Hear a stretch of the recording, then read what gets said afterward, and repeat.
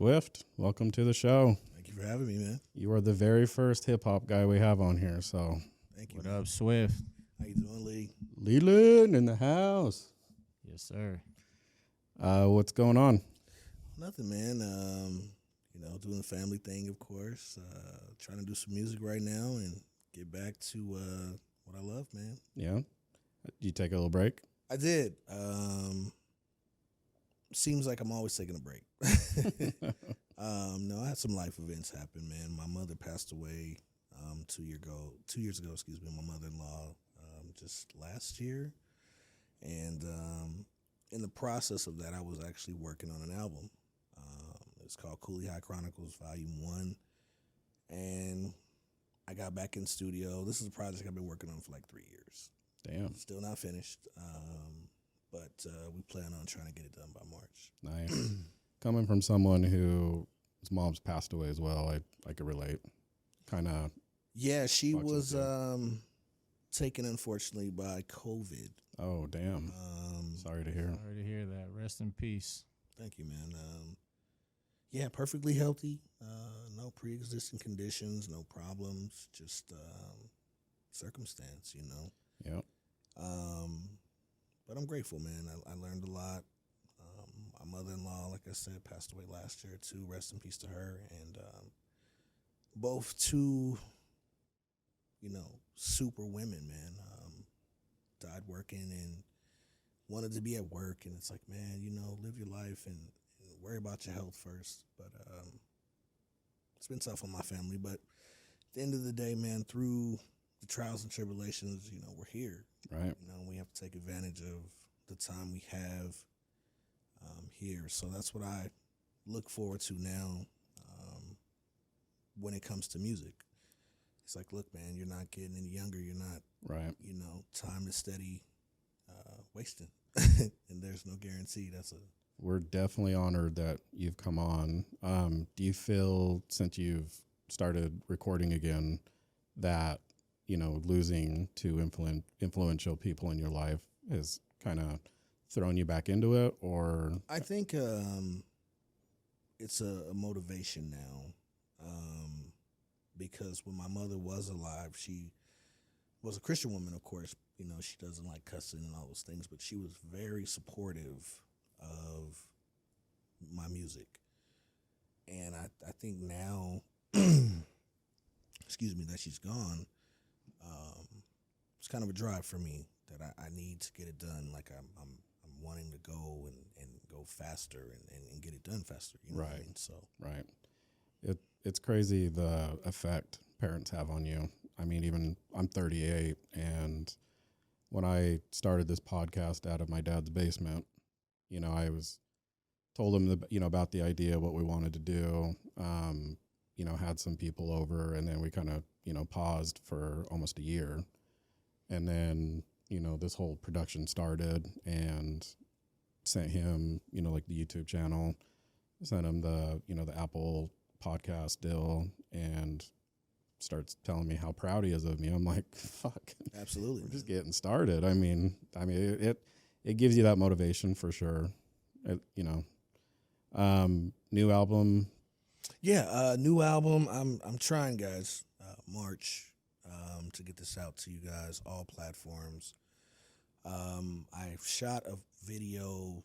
Haven't picked a single yet for this album, but there is a video that I will surface probably here in a week. I'll put it out. Where can the people find that video? YouTube, of course. I think we'll start there. Who do you have doing your YouTube channel? I started my own page, believe it or not. Did you? Motion needs to get going a little bit on it. I do have SoundCloud as well. And it's just kind of been like slow boogie for me, man. Like now it's just getting everything updated. In the time that I took off, I told myself it was kind of like I wanted to make the music first. I wanted to feel good about the music. And then finally, at that point, start working on my platform, start getting it out to the masses. Friends, family, even in the process, again, of my mom passing away, just kept asking about the music, guys from out of town, local friends, local family, and you get kind of tired of hearing it. Mm-hmm. So it's like you either show up and do it, or you just kind of sit around. And with the local scene here, I kind of got a little frustrated. Like I'm not mentioned. I kind of got forgotten about, and I can't be mad because I wasn't doing any work. Right. You know what I mean? So it kind of bothered me, and it's another motivation, another fuel to kind of get me, going again. Yeah, me and Lee talk about this all the time where, funny enough, we use the Nike deal of just do it, and that's, once we got going, we kind of talked before we hit record, Absolutely. we have, guys like Brandon that are affiliated with Lee, who now see Shout out to Studio Shout B. out to Studio B. Word there up. you go.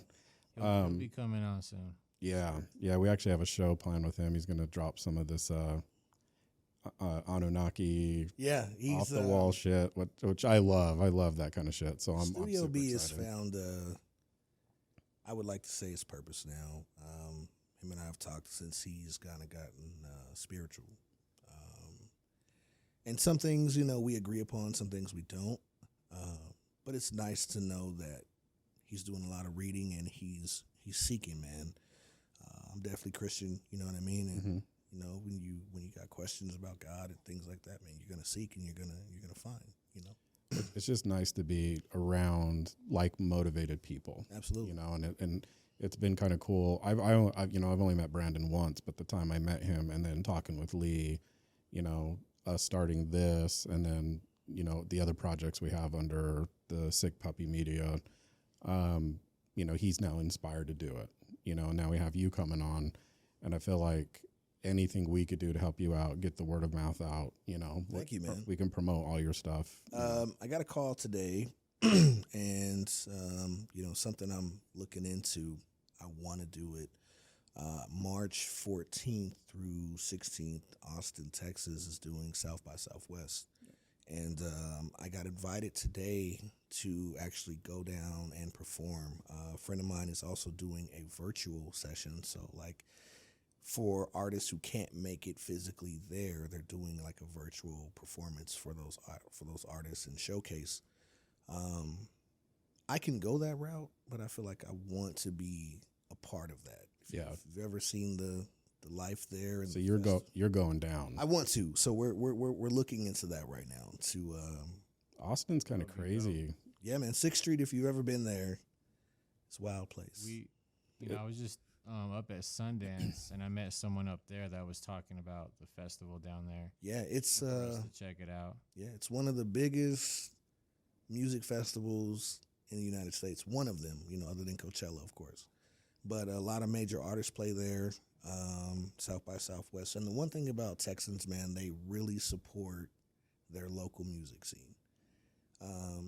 Anything that's, local, that's non-commercial, they're supporting it, man. So shout out to Texas, South by Southwest. Yeah, I mean, I don't know anyone from Texas, and I listen to a lot of like Joe Rogan stuff. I mean, he pretty much took half of the comedy scene out of California and landed it in Austin, and I think he's right off 6th Street as well.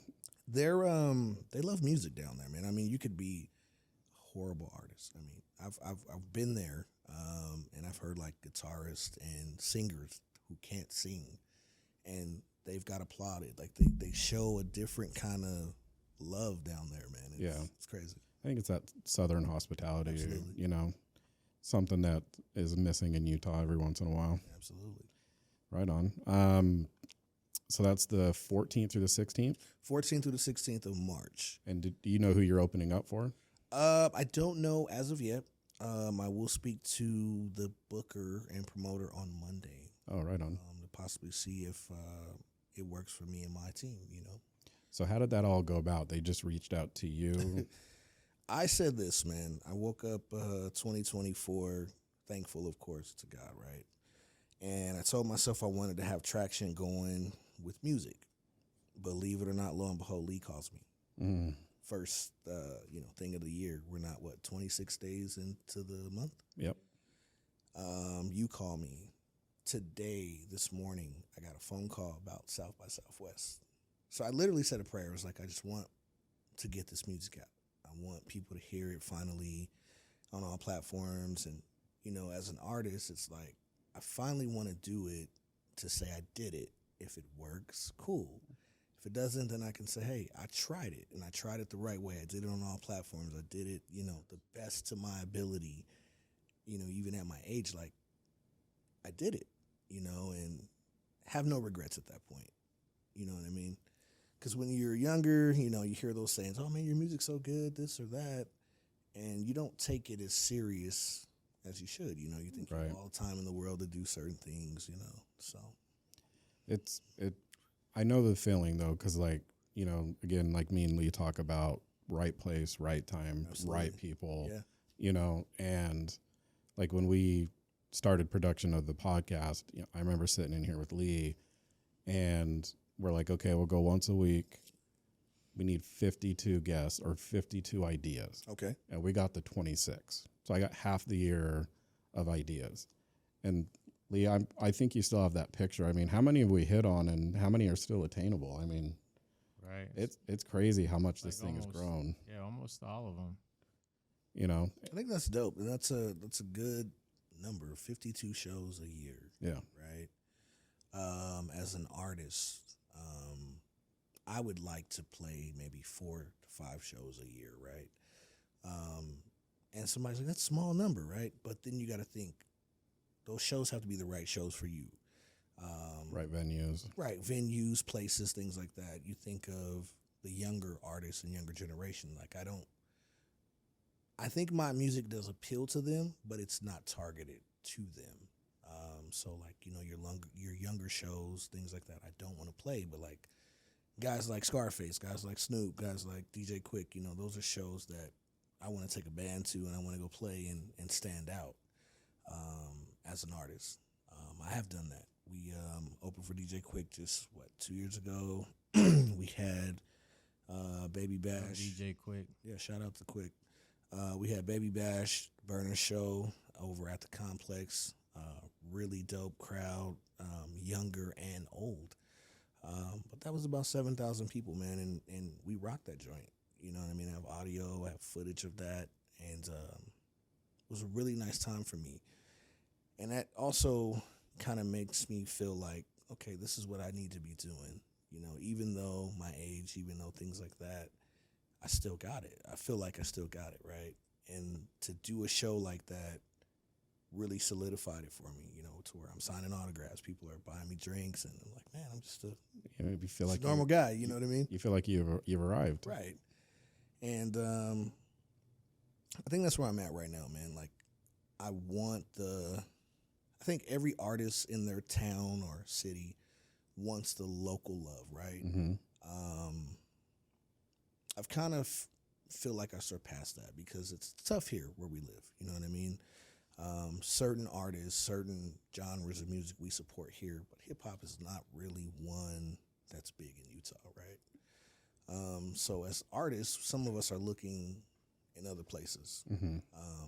But of course we want to solidify home, man, and let people love you. And it's like we support here artists that are from out of state, you know, or guys just moving here from California or wherever they may be from. Then instead of like your local artists, some local guys right now, I'm gonna give a shout out to Sig Burner. It's my cousin, believe it or not. Really dope, talented artist, young, up and coming. My boy Jet Lag Black, up and coming, you know, older artists. So there are, you know, good artists, good music here. You know, it's just kind of a click thing. You gotta kind of know who you know. So like your style, who would you say you like kind of match up with that on a well-known artist? Who's influenced you? All right, so to answer your question first, I feel like kind of in my own lane. Okay.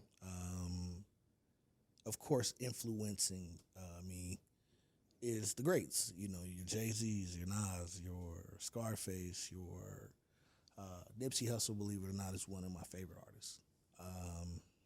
R.I.P. Nipsey. Yeah, shout out to that, man. R.I.P. The list goes on, man. There's so many artists that I like, you know, and it's not just rap. Blast is a new up and coming artist out of L.A. I listen to Glasses Malone. Glasses. Glasses is cool. He has a new group, by the way, called the L.A. Giants. Check them out; they're really nice. But the dude's name I'm talking about is Blast. Blast is from L.A. He kind of does R&B slash, Kind of like a Drake type thing. yeah, kind of a Drake kind of thing, but soulful beats. He produces, writes, makes his own music, man. So like, just different stuff that I can kind of get with. You know what I mean? Mm-hmm. But as far as like artists that I listen to on a daily, man, it's just I like the new stuff, but not the younger stuff. If that makes sense. Like I kind of find younger artists who are more eclectic or more talented than kind of your radio or your drill or those things. More of your neo soul kind of stuff. You know what I mean? Yeah. Do you feel you're more like West Coast based or East Coast based? I would like to say I'm more variety based. Variety. I can give you north, south, east, west. And Swift can sing too. Yeah. So skill. I don't say I can sing, right? I say that I can carry a tune. Like, and it's funny. You have some artists who get features to sing their hooks, right? Right. Since 9 years old, when I started this, believe it or not, we all start out in churches. Yep. Black kids, right? We sing in a church choir. So I did that at 9 years old. We do it here in Utah. They just do the Mormon tabernacle way, right? choir type shit. So we don't know who's talented. It's just all one voice. So I started out there, and I never thought I could sing. Like there's some people who are truly amazing, but I feel like I can carry a tune and I can make my hooks for my songs sound good. Right. You know what I mean? So I don't consider myself a singer yet, but A lot of people can't do that, yeah. as far as have that hook on the chorus, and so that's a talent. Well, thank you, man. I guess you would want to be more confident in some things that you do, right? Like I want to be more confident in singing. Like when I do my shows and things like that, I'll sing partial parts of my hooks, but sometimes I'll just talk them versus singing them. Is that more like a feeling, or is that just more? I think it's a feeling. Yeah. Like if you're feeling music that day. Yeah. You know what I mean? Yeah. If you're in front of a bunch of people and, you might have one too many or whatever, you'll get it out. Or if you're not, then you'll just kind of talk the words. Right. It's not an insecurity, but you want to feel comfortable in anything that you do. Right. No, I can relate, man. It was one thing recording the audio only, and then jumping on camera and seeing myself on camera. I'm just like, God damn, you need to lose weight, motherfucker. Like, hey, shout out to the big guys. We're trying. I'm 39 pounds down, man. That's good, man. That's walking, good. Anywhere from like 8,000 to 10,000 steps. Nice. It's target goal, right? Some days I don't hit it, but that's kind of my target every day. My line of work, what I do, I get a chance to kind of walk maybe, 15 minutes here, 30 minutes here, things like that. So, do you feel like when you're at work and you're walking, I feel like that mild exercise allows you to kind of clear your mind? Sometimes, and believe it or not, I find time to where people may have, send me records, right? Mm-hmm. In that 14-minute time, I'll play that record and maybe I can come up with a quick idea. And, every artist is different. How I kind of write my music is probably weird. I tell my lady all the time, I think I'm crazy. I could be cleaning my house and hear a production or a beat, and I might say a couple of words. And those couple of words might bother me for 2 or 3 days. And I'll keep saying it over and over and over again. And so I'll call my friend and I'm like, hey, I need to book some studio time. And so I'll go in the studio and I'll actually, lay it down or do it. And it's kind of like Dr. Jekyll and Hyde, right? So Right. like I have this crazy idea, but I need you to help me bring it to life. And shout out to Lamb, he's with Self-Expression Music. He's the guy who's been recording my music. Wesley Thompson also has been doing some stuff with us. Believe it or not, he's Post Malone's engineer. Oh, really? And me and Jet Lag Black, we have a couple tracks that we did over at his studio, you know, to kind of get a different vibe. Lamb and I have worked probably together for the last 15 years. And, you know, with Wesley, probably the last 3 years, we've kind of, you know, built a relationship. So I got like 2 places I can go to kind of, you know, get some stuff off my chest. That's what I like to say. Need to get you in post studio. Man, you know what? I hear he does record where I go. Oh, really? He has been there. And I think he may be leaving Utah. That's like the talk. I don't know if he's going to stay or not. Is he going back to Texas or? I have no idea. That's crazy because he loves Utah. Yeah, he does. He, I believe, owns a house, Little Cottonwood Canyon area. I've been there. So my old job, it was me and the other guy that was running the other division of the company. And we were working with designers, and he had just redesigned that whole house. Got you. And we had to sign NDAs and everything. So I didn't meet him. I met his dad. His dad is a phenomenal dude, super nice, down to earth. And then the only other time I've ever seen him was over at Gallinson's. He was racking up some bills, paying for guns, and ran into him. And my brother is a huge, huge fan. So yeah, I hear he likes the outdoor life. He does.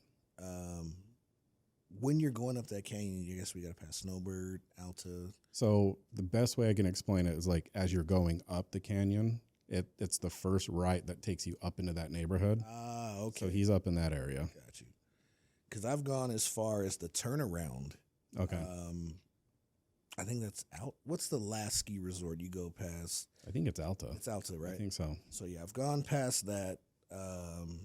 There's a restaurant up there that I want to check out. Yeah. And they have a place called, believe it or not, what's it called? Crispy Crunchy Chicken.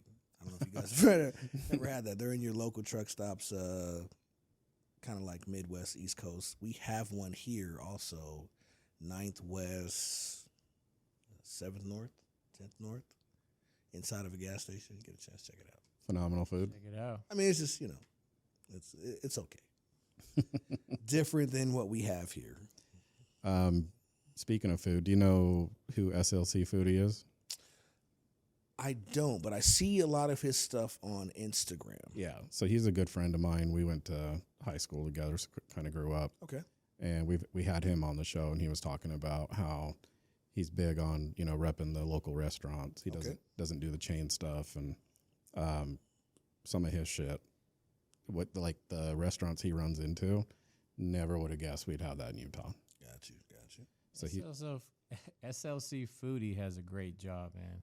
Tell you Yeah, to what. eat food all day and tell paid you to about go it. Eat Yeah. places and talk about it. Like, that's amazing. Believe it or not, man, my lady, she likes food. We all love food, right? Yeah, of course. She sends me like great dessert places and, you know, different types of food. Like, you know, as just normal people, we get bored of eating the same shit, right? Oh, yeah. And so because of her, I find new places. Or I'll try to be the romantic guy and find hey, baby, we should go check this place out, right? But I'll have an Instagram message, and your guy is referring these places to go eat or to go check out. So shout out to SLC Foodie, man. Yeah, he's a good dude, man. I've known him a while. He's one of the ones in high school that has just always had his shit together. Okay. And kind of funny, I distinctively remember just going to the gym with him all the time. And then we'd get done at the gym, and he's like, you know, you hungry?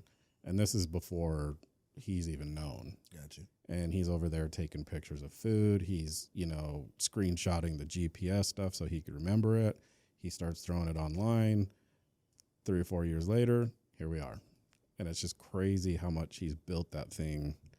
I mean, he was having companies or even people reach out to him directly to buy that handle. Got you. Not so much anymore from what he said, but just it's funny. You find that niche in life and you go and you just run at it and you just keep going and going and going. Next thing you know, it's there, you know. I'm sure you feel the same way about music. Yeah, man. Our local scene has grown.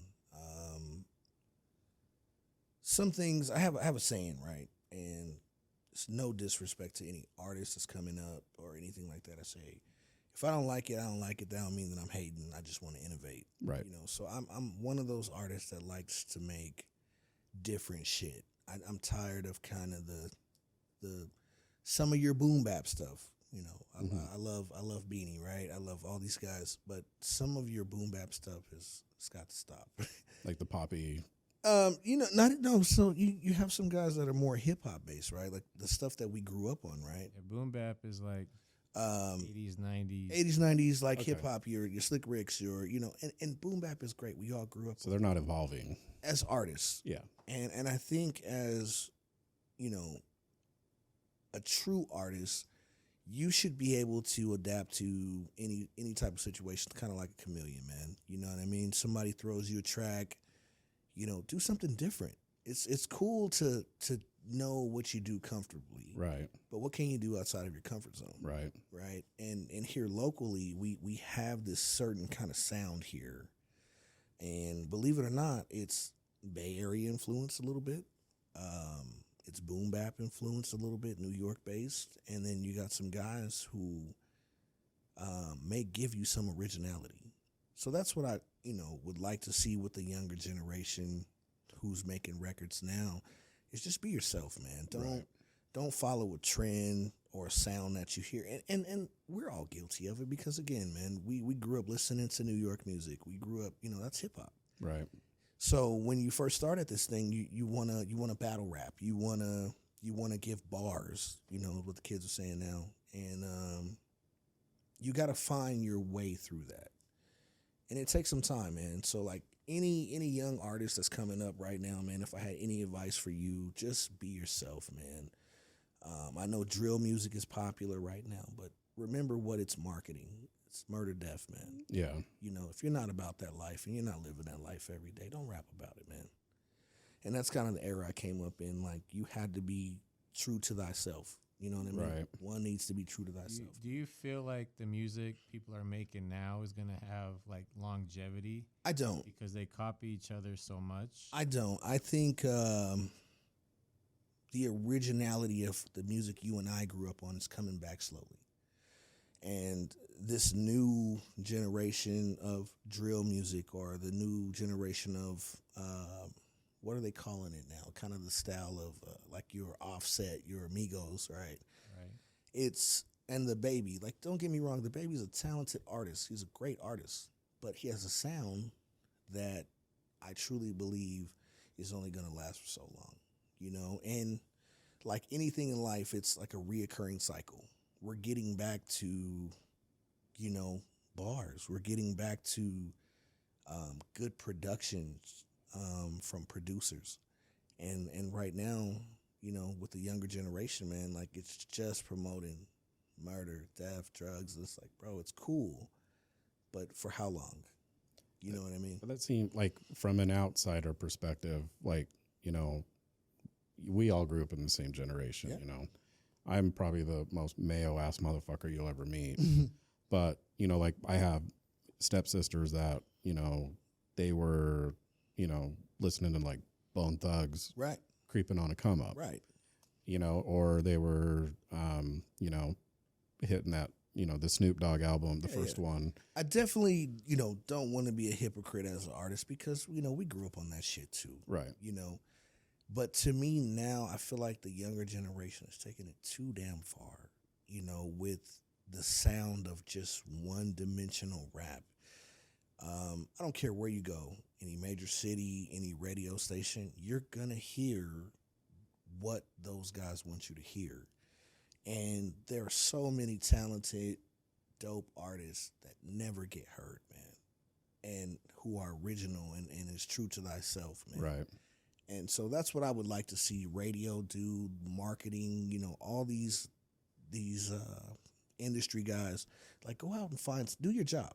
Go out and find talent. Go out and find guys who are giving you a different sound than what you're used to.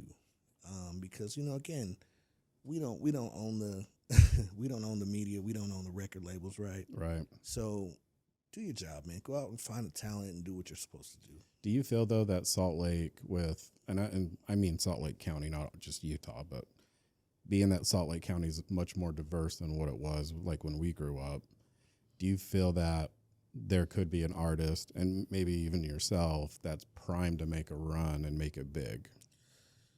Truthfully, man, and I hate to say this, I feel like rap here is click-based. And what I mean by that, it's the who's and who you know. Mm-hmm. If we could all find 5 guys, and this is just an example, who are dope, talented, and willing to give up their ego, so to speak, we could make Salt Lake so big. And that's for every dope artist. Like, instead of bringing 20 guys that are your friends to a show, and we do the show, you perform, and then you leave. When you leave, you take your fans with you. Right. We know you're going home or maybe to an after party to party somewhere else, right? But at the end of the day, if your 20 fans stay, my 20 fans stay, and, you know, Joe Blow, whoever, Right. now everybody's integrating. Now everybody's getting along. And here it's, I truly hate to say it about my city, it's a little hate-based, man. It's you know, if your music's better than the next person, they're not going to stick around to listen to it, or they're not going to want to promote it. So what I would like to see from our scene, our city, is a little more togetherness, man, because it's truly divided. Do you feel though, in order to potentially achieve that, you know, let's say that dream, do you feel that you need to do more like collaboration type work? I wouldn't say collaboration work. I would say showing love. And what I mean by that is, like, let's say, for instance, Swift has a show next month, right? And Swift is playing a major show. Like, we have a major artist coming to Utah, and I get the bill. I'd like to see more talented local artists on that bill with me. Like, I would be willing to reach out to maybe even give up 5 minutes of my set, Right. to display or showcase that artist, because he's not getting that potential. Right. I feel like Atlanta is a good example of, like, Absolutely. Atlanta always like shows Support love to each Each other. other, exactly. And I think that if we locally here, and excuse me for saying this, let's just say the black artists here, right? There's several of us that never get mentioned. If those guys would have the mentality of coming together versus I'm such and such from here, and I'm such and such from here, and I do this kind of music and I do this kind of music. If we all got together and said, hey, man, we all do music, let's show the city a different way of doing this music. And a lot of these local clubs that we get to go perform at, right? There's always some bullshit, man. You know, somebody gets in a fight. Somebody might pull a gun out. Somebody might get stabbed, right? So what it does for the hip-hop scene here, it gives it a bad rap. And I've seen that too many times over the years, man. And kind of my niche with music has been lately, when I perform live, I perform with a band. And every show I've done with a band, like, I've never seen a fight. I've never seen, you know, somebody get shot at my show. And I don't know if it's because of the music or just the vibe, but I think it gives people a different sense of having a good time, versus your DJ guy up here, you know, spinning his records, Right. a guy rapping to a crowd. But this guy might have 5 people that he doesn't get along with inside the venue. And I've literally done shows where I've known 5 guys that didn't get along with each other, but because I brought a band, everybody had a peaceful night. See, that's crazy because That is crazy. like my experiences with local venues, you know, take Saltaire for an example. Okay. Like I've been out to Saltaire when the Ramones came through. Okay. and watched a bunch of just way older white dudes beat the fuck out of each other based off the mosh music. pit type stuff, right? Yeah. But then I've also been to Saltaire with Get Lucky and the EDM scene. Granted, most of these people, including myself, are all fucked up on something. Right. You know, having a good time. Yeah. But there was like no fighting, no nothing, you know? And so I can kind of see where it's, you know, music based, especially if you have artists that are performing that are more about, you know, killing and drugs and all that shit. I think you are who you promote. And what I mean by that is this. If you're promoting that type of music, Mm-hmm. you're going to get that type of crowd. And we were all young once, man. You know, so we're gonna cause havoc. We're gonna cause problems. But at the same time, keep in mind, artists, promoters, we're giving the city a bad name for that. Right. We're not allowing talent to be displayed. And what I don't like is, let's say, for instance, and it happens, there's a thing out here in Utah, and I hate to bring it up, guys, it's called pay to play. And some people benefit off of that. Now, what I mean by that is if you have merchandise, you know, back in the day we sold CDs, right? So let's say if you had CDs or if you have a media platform where people can go download your music, right? It's like a SoundCloud. A SoundCloud, a Apple, whatever. Right. It's profitable and it's good for you. But if you're a guy who, you know, I rap because of my friends Mm-hmm. and they think I'm good, you go do a show based off who you know. Right. And you pay X amount of dollars to play that show. Right. I think, you know, I get it as a promoter standpoint, you got to make your money back. But if you're a promoter and you're promoting a show, you shouldn't charge an artist to come out and play your show. Right.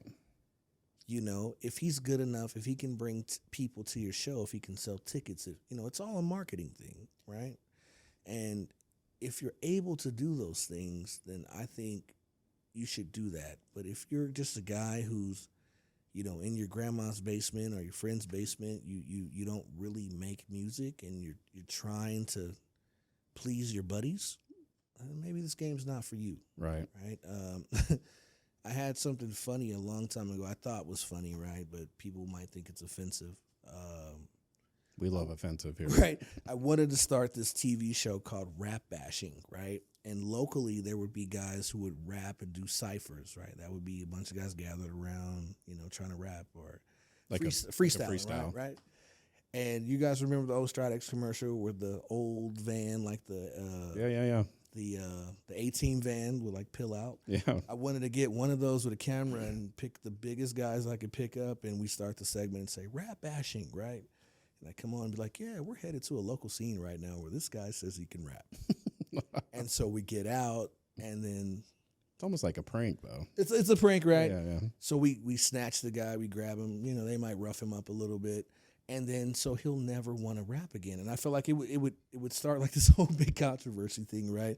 So where people would think about, oh man, maybe we shouldn't do this. Start cleaning out the junk. Right. We might show up and it was just a joke, guys. But I thought it would be really funny. But to be honest, man, I just hope our scene here locally can come together finally and stop hating on one another, man. Just make good music and support one another, because we don't do that here, man. Do you feel, though, that if given the platform with what you've done in your career, reaching out to other people, that they would want to kind of come together and start to mend that bridge?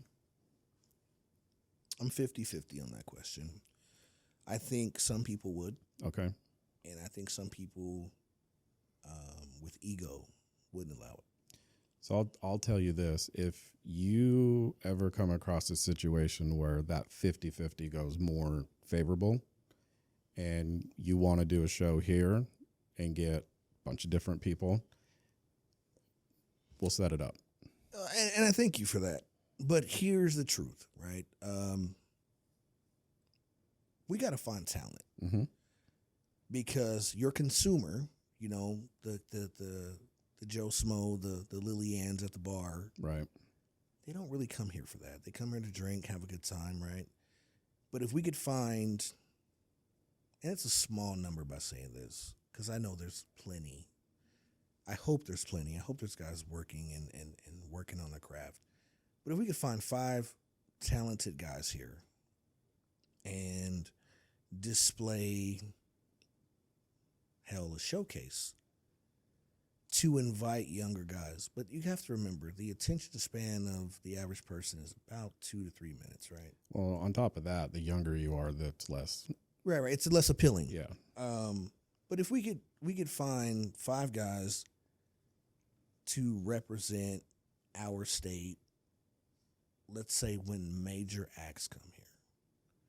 Because this is just my personal opinion. I feel like when major acts come here, and it kind of goes back to the pay and play, that's what they think of our city. Right. You know, this guy might be backstage smoking a blunt or, drinking his alcohol or whatever, and he's listening to the local acts that are on stage before he has to come on. And when he comes on, I know in the back of his mind, he's saying, damn, that's what Utah has to offer. And I think that for me is it's lightweight hurtful, because there's a lot of talent here. Again, and I'm going to say it again, that doesn't get displayed on platforms or those shows that need to be displayed. Right. And I hope that changes. That goes for promoters. That goes for clubs, venues. Look for, and that goes even for our radio station. When we listen to our local radio station here, there's not a local night other than KRCL, right? Shout out to eBay Jamil, by the way. Friday Fallout Show, those guys over at 909. But they're a small radio station. Yeah, if you got like a U92 to start. Right. I've been on there, believe it or not, 3 times. When Kevin Cruz was the program director there, and I don't know who the new guy is now, but I did a segment with DJ Bangarang on U92. He kind of gave me my own slot. I got to display a record called Cause I Want To, and he gave me an interview. Really great guy, man. So I was thankful for that opportunity and that time. But again, when you listen to our major platform radio station, it's the same shit, man. Oh yeah, it's almost like to the minute. It's program, it's marketing. Right. You got to play what's in, you got to play what's hot, you got to play what the masses tell you to play. And I think that if our major radio station would just dedicate, like Atlanta, like California, a local night. Like a Friday at 10 or a Saturday. Right, at a certain time. It could be after hours when, your listeners are minimal. Right. But give our scene a chance, man. Because believe it or not, there's some people who have records that can compete with the shit that you're playing on the radio. And it just kind of bothers me. I'm not against U92 because, again, they've embraced me. They've shown me love, here locally. They've promised me some things that didn't happen. That didn't happen. And I learned, when you're young and you're a young artist, your nose is open, you're kind of wide open. You're like, oh man, you're going to do this for me, really? And, if they don't happen, it's okay. But it's like every great thing in your life is trial and error. You know what I mean? You learn from those things and you move on. Do you feel, though, that due to the local scene, and kind of like how you were saying, where the ego-driven, that when some of these artists do get the opportunity to open up for like a major headliner, that what they see and what they hear kind of deters them from coming back? Oh, because I get money's money, Yeah, absolutely. I think it depends on the artist. Because if you think about our concerts here locally, Snoop Dogg's been here a hell of a lot of times. Bone Thugs and Harmony's been here a hell of a lot of times. Devin the Dude, believe it or not, has been here hella times. Some of these guys find Cypress Hill. Some of these guys find time to enjoy Utah, right? But then it's like, as a promoter, these are your cheaper shows. And, not everybody has a bunch of money. Right. So, when we do get chances to get like Lil Wayne or Kevin Gates or, We're about to have Janet Jackson here, right? USANA is going to change their name.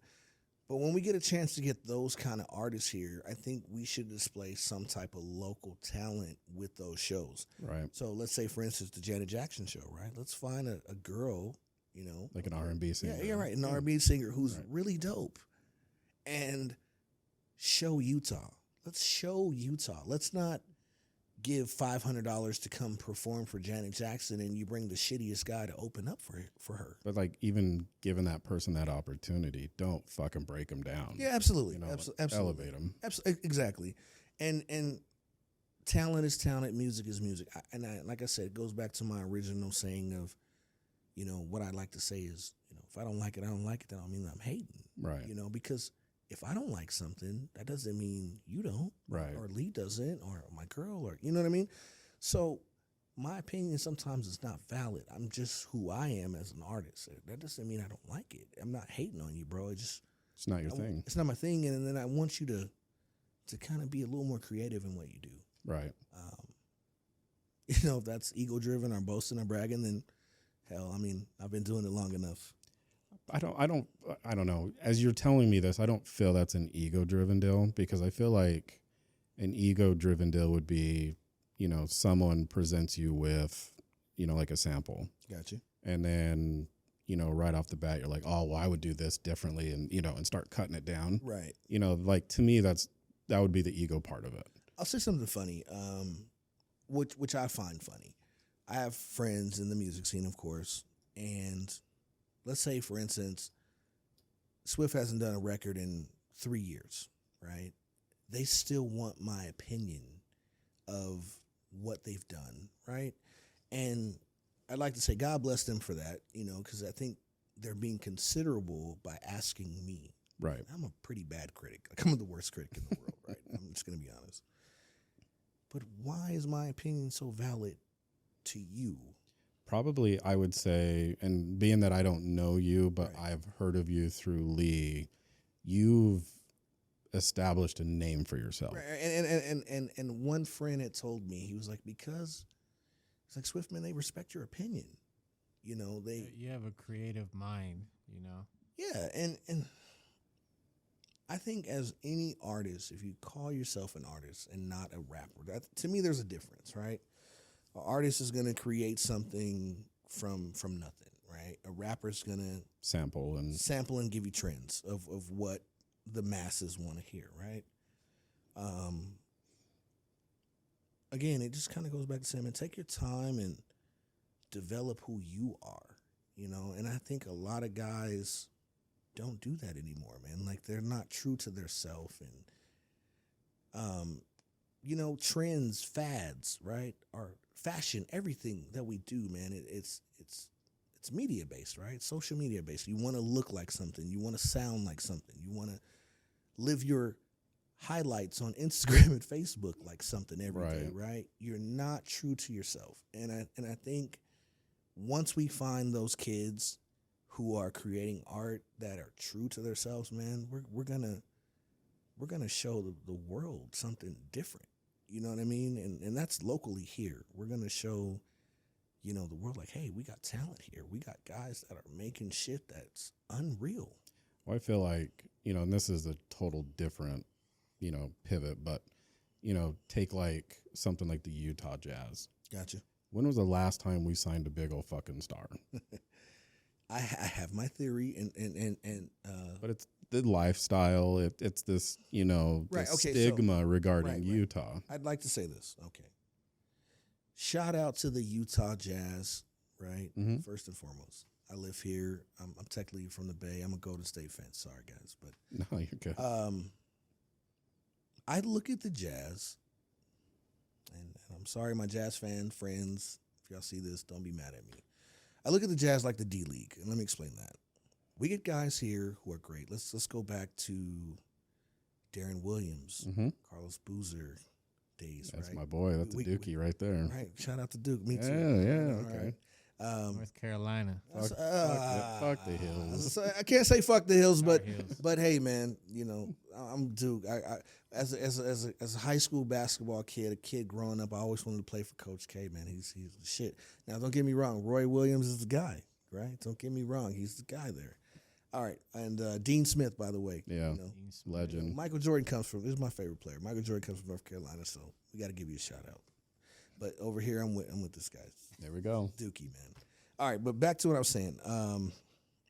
Shit. So Utah's like the D League. Okay, right. So Utah's like the D League, right? What I mean by that is I can see where you're going with this. we get guys, we get players, we get kids, right? And I'll get back to what you were saying about our scene in nightlife for Right. these 18-year-old, 21-year-old kids who come here versus Atlanta, New York, Chicago, LA, right? But we'll get a guy like for instance, we'll get a guy like Darren Williams. We'll coach him up. We'll get him to the playoffs, and then we'll ship him the fuck out. Yeah, And if you look at the history of the Jazz, tell me I'm wrong. You can go back from the Darren Williams days to Donovan Mitchell. Like, right. why the excuse my language, guys? Why the fuck do we trade Donovan Mitchell? He's a franchise. I would have never fucking traded that. Now, here's a kid who's 20-something years old, but you got to remember, here's a kid from. Let's just take, for instance, I mean, Louisville. I'm a kid, right. Let's just say I'm a kid from, the trenches of Florida. I made it to the NBA, and shit. If New York is calling me, I know New York has a nightlife. I know I can do everything the media tells me to do. I can wear a platinum chain. I can drive a Bentley. I can meet a fly bitch, right? Mm-hmm. And then I can live this life of balling. Right. But in Utah, it's like, okay, I'm a black 20-year-old kid who lives in a Mormon-based city. The nightlife is very minimal here, and I can't do those things that I could do in Hollywood, New York, Chicago, Atlanta. So it makes a lot of these guys who come to the draft, who get drafted, they don't really want to come play here because the stigma they hear. Oh, Utah's about Mormons. There's no nightlife, and but we do have a nightlife, and we do, Right. we have these things, but it's just not comparable to the big city. So when you talk about the Jazz, man, like I would like to see these guys stay. Like we got a new owner. We got Danny Ainge, for God's sake, is here, right? We got Dwayne Wade. Right, Dwayne Wade, right? We traded a fucking playoff team for first round draft picks. Now, some people would say that's great business. Well, it keeps your cap down for sure. Right. We have money now. But, shout out to these guys that are no-namers on the Jazz that are balling right now. They were just on, 8-9 game win streak? Killing it. Dropping like 125 a Right, game. so I mean, Danny Ainge is maybe doing his job, Right. For, consumers like me and you who don't see this. Like, how the hell do you trade your playoff team away, your second-round playoff team away for some no-namers? Right. But I could see Utah in the next 5 years Growing and possibly. like getting a Are sign and they going to trade. trade them players away? Well, I mean, I'm just saying like back to They're the gonna build them up just to trade them away. right. like Back to I'm going to use a real extreme circumstance, and I know this would never happen, but like let's say the Lakers went on a fire sale okay. and we sign and trade for like a Davis, Okay. and then he comes here and he's like, actually, like Utah, I want to stay. I'll sign a max deal. Gotcha. Like I could see a situation like that happening with Utah, like in the next 5 years. All right, welcome back. Got the piss break, got the refill. Thank you. We were on that.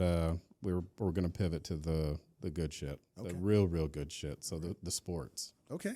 We were talking about the Jazz and how my opinion is we're right around the 5-year mark. I feel like we could get a big name here. The other part of that too is I know there's talks about getting a professional hockey team Yeah, that's new. and a professional baseball team, Yeah, that's new. which was pretty fucking unheard of. Now too. let's ask this, not to interrupt. Do you think we'll allow things to happen on Sunday? If And I say that because Utah's evolved, right? It has. If you noticed, if you can drive down State Street, that's roughly 7th South. If you look to your left, there's a dispensary there. right, You have to have a medical card, of course. my opinion is it would take something like the NFL to come here Okay. to change the rules. Because at that point, NFL will be the last thing that comes here. no, and I agree. 100%. Because of football on Sunday. And I think because you're not gonna play on a Saturday. Right. No, I mean they do some games, Oh, right. But I don't think. But you can't hit every Thursday fucking football night just because you live in the state of Utah. Exactly. I will say this: since I've been here, a lot of things have changed. I do believe we'll get a hockey team as long as the NHL approves. Right. Because, of course, those games may not have to be played on Sunday. I think some are. Yeah. But, they could find a loophole for that. Now, as far as NFL football, I don't believe they'll do it because, again, Sundays here. Major League Baseball. The other problem I see with the NFL coming here is you have two monster fucking teams that sandwich us. You have Vegas, right, and Denver. True. So it's like you already get the Salt Lake market. And then, okay, here's the funny thing. What do we call the team? The Fighting Joseph Smith. I don't know. Right, okay. I don't know. Right. What do we call the football team? Probably something stupid like the Wildcats or some shit. Or something B related and probably get sued by Georgia Tech again. I know they're building a new stadium, I heard, for the Bees out in Harriman area. Oh, I didn't hear that. Yeah. That'd be dope. New stadium for the Bees. I don't know what they're going to do with the old one. But I don't know, man. The biggest thing here. Did you hear that the A's were in town? Yeah. So they were looking at the Smiths Field to see if they might play there. There, exactly. Stadium's being built. Right. And city of Oakland is broke, man. I'm from there, and California's broke in general. No. You don't think so? I think the certain areas of the Bay are in financial hardship. Oakland, California being one. When we think of San Francisco, we think of fintech. Right. We think of, computer. And you got Silicon Valley. Silicon Valley, right. Unfortunately, downtown San Francisco, Elon Musk did an interview on this. He says at night it looks like the zombie apocalypse. It does. Because of the homeless population. Right. If anybody is from California, the cost of living is extremely way too fucking high. Oh, yeah. And, with Oakland being next, it's tragic, man. I'm from West Oakland, and my city is damn near like 14, 15 blocks, right? And in 14 to 15 blocks, some of the most horrendous and horrific crimes happen. But not only that, we have a place there called Tent City. And there are people that we consider homeless, and I'm not saying all, who have mental illness, who have drug illness and addictions, right? But there are some people who live inside of Tent City who can't afford go to a gas station to watch their son or daughter up, right, to get them to go to school, and the parents go to work. They just physically can't afford a place to live, right?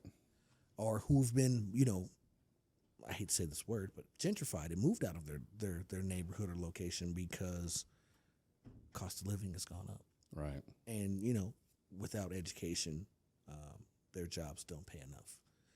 So, it's crazy to me how, our world is rapidly changing, man, and money talks, and we shouldn't make it our God, so to speak, but, without money, we can't live, man. Yeah, I feel like the gap, that middle class gap is starting to shrink. It's either you have money or you don't. No, exactly. And, greed, man. I mean, this is a whole nother topic, but, greed, when does it stop? Because as a landlord, as a homeowner, mm-hmm. In the real estate world, you shouldn't be, double dipping. Well, not only that, though, but it's like the property you buy. Right. I bring this up to a lot of different people. If you are just a single, in your 50 to 60s, do you really need a 6,200 square foot home? The new thing, and it's funny, me and some friends touched bases on this just the other day.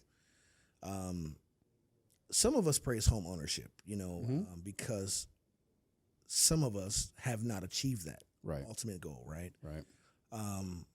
Now, when you're correct, when you get 50, 60 years old, the kids are out of the house, it's just you and the wife. Do you really need 62 square 100-foot home Or even a 3,000 or 3,000 square foot home, right? And the new thing is with the older generation or the quote unquote rich, they're downsizing. Oh yeah. They're moving back to the inner city. The townhomes. If you look just right now downtown, we finally have a building that is considered the tallest building in Utah. Yeah. Who's going to live there? People with money. Right. And, I totally agree with you, man. I think the rich are downsizing and they're moving back to the city.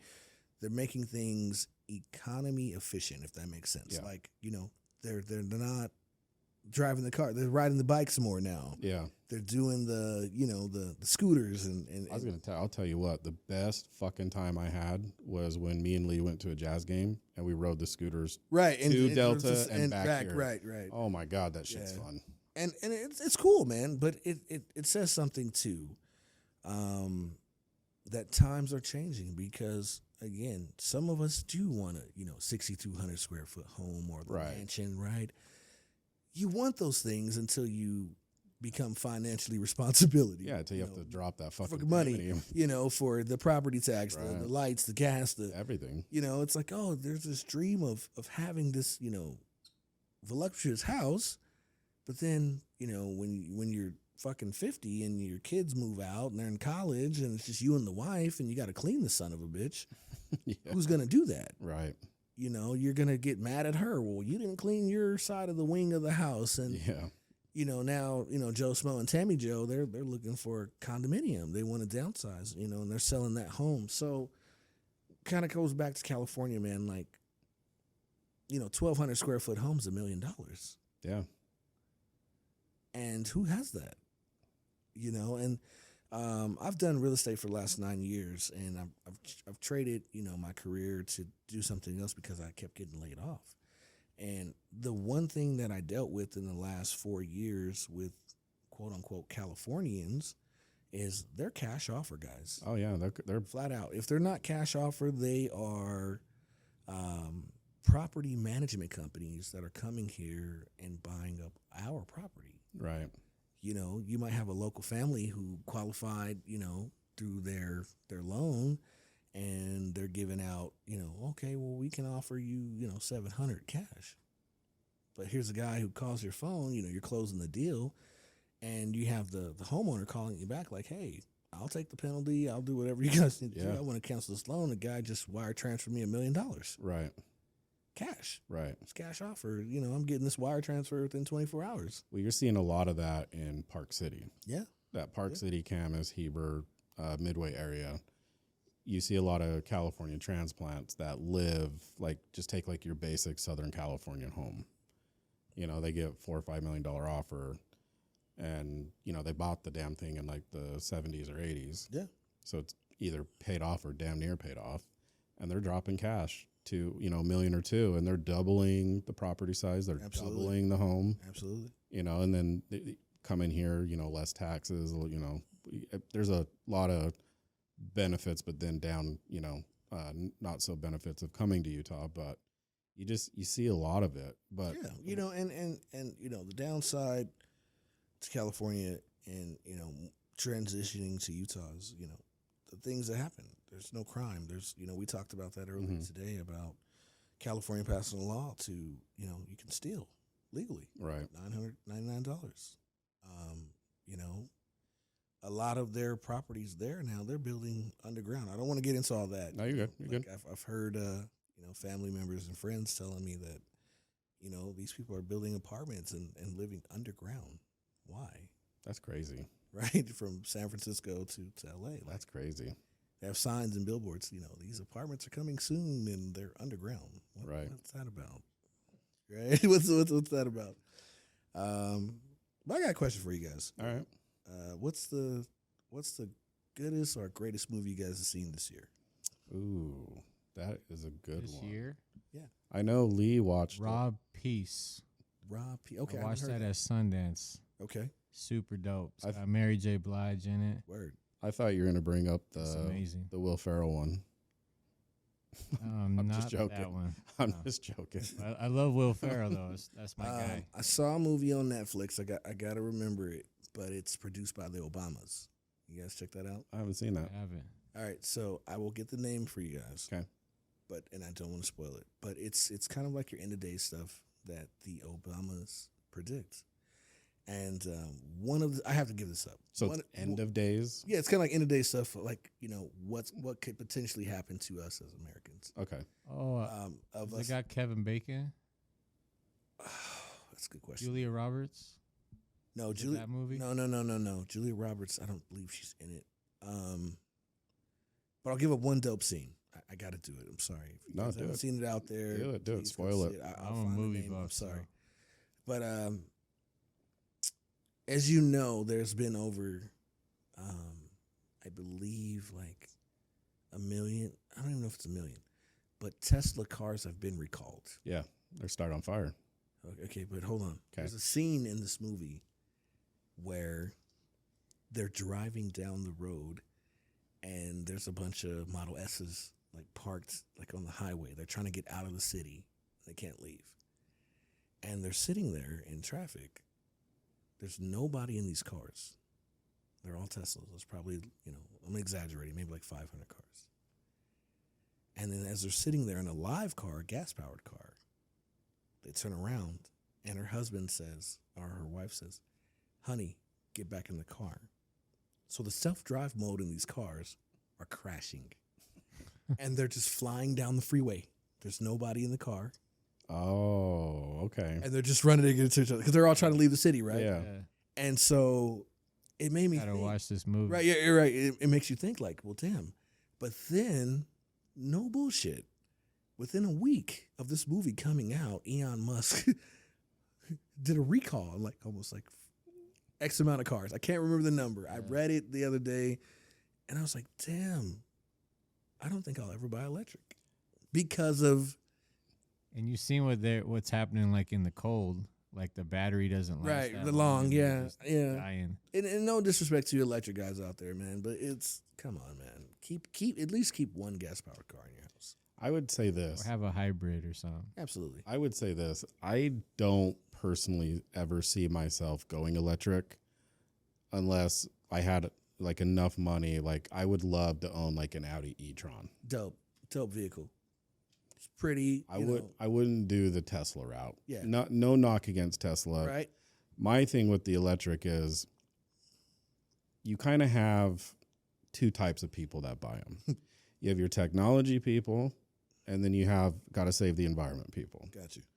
And you hear like when I hear the environmental people, start chirping on, you got to get away from fossil fuels and everything. It's like, okay, not going to disagree. Don't want to talk about it, but go pull up pictures of a cobalt mine.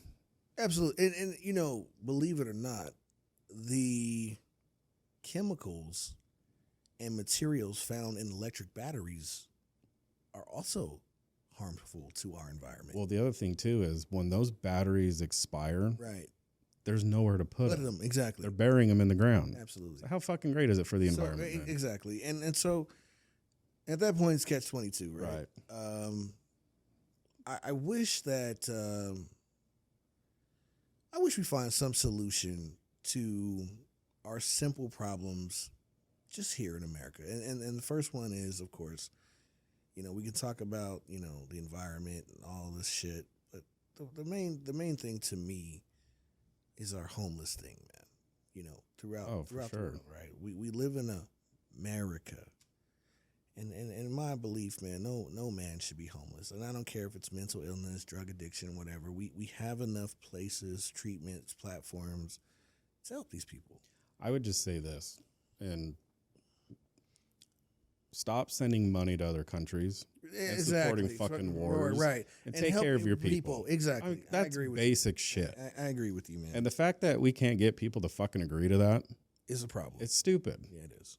It's like, And, to my younger generation out there, I know you guys are so, in tune to social media and what goes on, but try to figure out who your congressional people are. Your congressmen, your mayors, your governors, because you want shit changed and you want laws changed, But you ain't doing anything but you're about not it. doing nothing about it. Yep. And and it's sad because when I was a kid, coming up, I at least knew who my mayor was. Yeah. They made a point to come out and visit your community and those things. So I think that society right now is so social media driven that the real masses and the things that be we don't pay attention to. It's always, smoke and mirror. It's a diversion of what's really going the fuck on. And I hope that, my kids, I at least try to teach them, hey man, you can tell me about, this new pair of shoes. You can tell me about the newest rap genre and who's got beef with who, but you can't tell me who is your just county representative for your, your mayor who's running for the mayor. On top of that, what's his record? Right. Or what's her record? And then you'll tell me one day, well, I can't believe, the simplest shit in the world here in Utah. You guys remember this? I can't believe we can't drive down State Street and we can't make a U-turn and we can't hang out past 12 o'clock. Yeah. But not near one of us went down to the county building to make a vote. Right. And say, hey, that's not right. You can't tell me where to drive. You can't tell me I can't be on this street till midnight. The other thing, it's my rights, my constitutional rights. I would say this too about if talking about the younger generation, when things pass, it is almost impossible to get them reversed. True. And so, what is it? And I'm not getting into this whole Republican Democrat shit, but I think it's the first time in history we have all Republicans in the Supreme Court?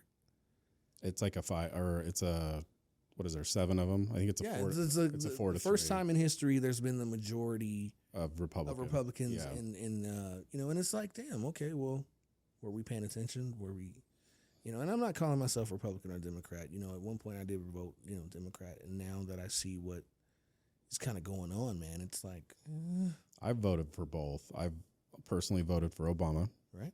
And then I've also voted for Trump. Yeah. And at 38, and I'm, we're still relatively young. Here's where I'm at with the entire thing. I now consider myself libertarian. Okay. I feel like the federal government should be influential in your life about the size of a pea. Okay. I think everyone in DC is absolutely fucking useless. Right. They can't even have conversations with each other to get topics such as the homeless thing figured out.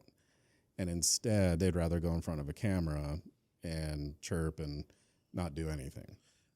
I agree. And, to an extent. And where I'm at with that is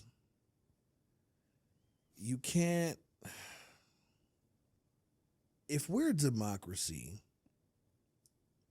and we are the people, we pay your salary, we tell you what to do. Right. So therefore, and I don't want to get deep on this on the show today, man. We can save that for another day. But just real quick, when in the history of our country have we ever let a fintech philanthropist and a doctor tell us how to live our lives and what to do? Never until COVID. Until COVID, right? And so when you think about it, what they don't tell you is your doctor invested, millions of dollars, his last dollars, into Wuhan, China. And your fintech philanthropist, of course, houses all the warehouses for your quote-unquote vaccine. Right. It's greed, man. That's just my personal opinion. Outside of what everybody else thinks, and I'm not, I'm not knocking anybody who thinks different, but it's simply greed, and a lot of our powers that be and problems here in America are just greed, man. It's 100%. It's just greed, and it's only gonna last you so long, because you're born, you die, and for those of us who are Christian and believe in things and higher powers, you got to answer for what you did. Yeah. And, I think that's something that people forget. Like, you can be greedy, you can murder mass people, you can do all these things, but you're gonna answer to somebody. For me, I always live the motto of you only get so many trips around the sun. Yeah. You don't know when the show is going to end. Exactly. So why not make an imprint, even if it's just in your local community or whatever you're doing, to as a positive and not to a negative. Right. So, I've talked about this before on this podcast. This whole thing is used to give the platform to people to come on. Yeah, absolutely. And where they don't normally have that voice, or that voice is really, really small, me and Lee and Jaden want to grow this thing to where we can have people on and it can make a difference. That's kind of where we're at on that whole situation. And that's dope, man. There's not a lot of places where, look around, let's just say locally. There's not a lot of places we can come on and share our views. Right. I can't, I can go to my local grocery store and, me and the guy in line can talk about politics. I may not want to talk about that shit. Right. He may feel a certain way, but there's not a place where you can go unbiased, unjudged, and, kind of speak on how you feel and what's going on in the world, man. So right. I truly thank you guys for, having me tonight. Of course. And, having these little simple talks and conversations, because it kind of lets people know, Swift is not just an artist. He's also a person. Yeah, I mean, you've clearly shown that you have depth to your character. Yeah, absolutely. And a lot of people can't or don't show that side of themselves. You and I, and I've met you for the first time tonight, but based off our conversation, if you and I were to have a political discussion, we could have a civil conversation. Absolutely. And we have this saying, even when we talk the big word, Bible, right? There's truth in love. If we can't agree, you're supposed to love thy neighbor, right? So right. If we can't, talk about Bible or politics or anything within love, then we don't really need to talk about it, because right. one of us is not, you understand what I'm saying? Yeah. One of us is not loving. One of us is not understanding. Yeah, you got hate in your heart for right, reason. exactly. And so, I work, at a place where it's talked about so freely, and it's like, man, these are personal views. Mm-hmm. These personal views have feelings attached to those views, and you're going to, quote unquote, you don't do it biasly, but you're going to offend somebody by sometimes the things and the way you think. And so I think the older generation, quote unquote, don't give a shit if they offend you. Right. And, I don't want to get into that too. I think now in the world, we're kind of, please excuse my French, we're getting soft. Well, I feel like as a society, if you can't have a civil conversation with someone on two opposing views, then I feel like the fabric of society is starting to unravel. And I think you're seeing that live every day. Yeah, you're right. Like you grew up at different walks of life than I grew up. So check it out. Growing up, I was paddled in school. Your parents would write a permission slip to get your ass kicked. to get your ass whipped if you acted out in school. Right. I grew up in an era with bullies. Getting your starter jacket or your Jordans taken from you. Yeah. Right.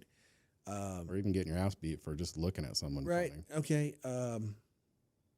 I have a soon-to-be 18-year-old son and a 15-year-old son, and I remember, I'll share a story with you guys. I remember my son was probably about 11 years old, my youngest son, and he was going to school, and this is like around the time there was something going on with social media where someone was going to show up to his school and do some type of harm to him. Like, all the kids were talking about it. And my son took a bread knife to school, right? He put it in his backpack, and he went to school. Now, this is my good boy. My oldest son's kind of the more rebellious, get in trouble kid. But, God bless his heart. He's doing better. He's going to graduate. Thank you. I never expected this from my little boy because, you know, he's a saint. He's a straight A student. I mean, still to this day right now, he is the saint, man. Like, this kid can't do any wrong. And I'm knocking on wood that he doesn't do anything wrong. You know, he's a straight A student. He plays basketball. He does everything right. But I asked him when the teacher called me and the principal called me, like, hey, you need to come up here. We're going to suspend him. I'm like, what? For a fucking butter knife? A bread knife, you know, the long, jagged edge knife. And so I asked him, I said, baby, why would you, you know, of all kids, who did you show first off? You know, did you pull it out? Did you show anybody? Yeah, like, take me through your mindset. And he's like, no, Dad. I had it in my locker, and I showed the kid at the playground because I thought the such and such person from social media was going to come get me.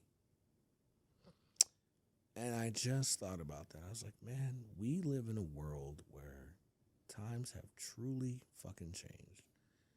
Because, again, it was cool going to school to throw a scrawny kid in a locker. Yeah. It was cool to tell the kid who wasn't good enough to make the basketball team, you suck. It was motivation. It wasn't trying to, you know, mentally harm that person's.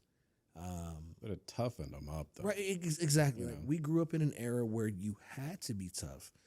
And I think now our generation is, and I don't mean to say when I say we've gone soft, I just mean to say that your feelings are easily hurt now Right. than they were, you know, 20 years ago. And suicide rates up because of emotion. Right.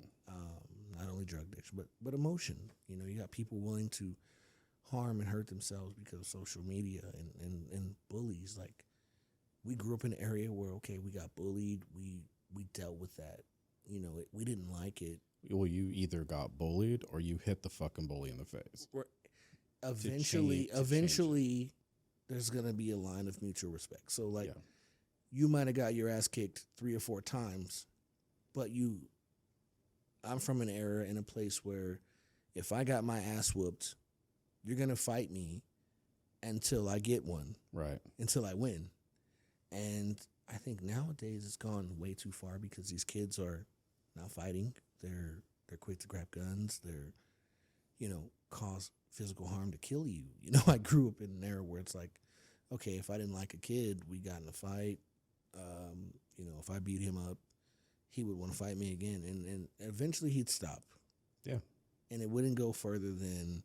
Or you become best friends. Or you become friends. Yeah. Like, okay, I can't beat you up.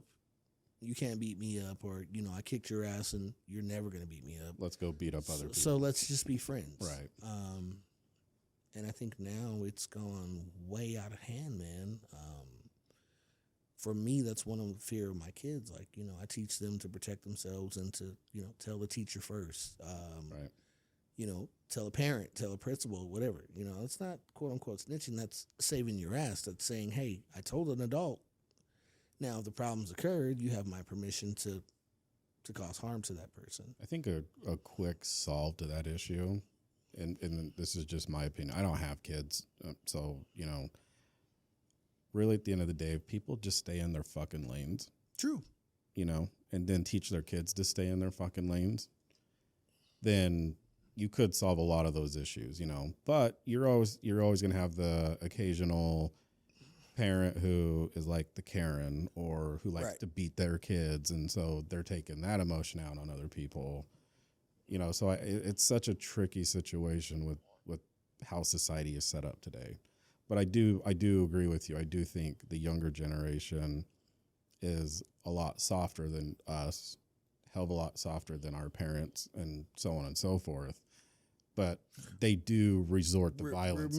Remember a time where your mom, your dad would kick you out the house. Like, you know, your mom would tell you, hey, you've been on that damn video game too long. Go outside. Yeah. Go play. Yeah. Go play, right? Our big thing was in or out. You're either right, in or you're out. Yeah, you're not going to keep, you know, in the black household, it was, you know, when you leave the door open, you're wasting the goddamn air. Yeah, like shut the fucking door. Right, close the door. Right. And I think, you know, we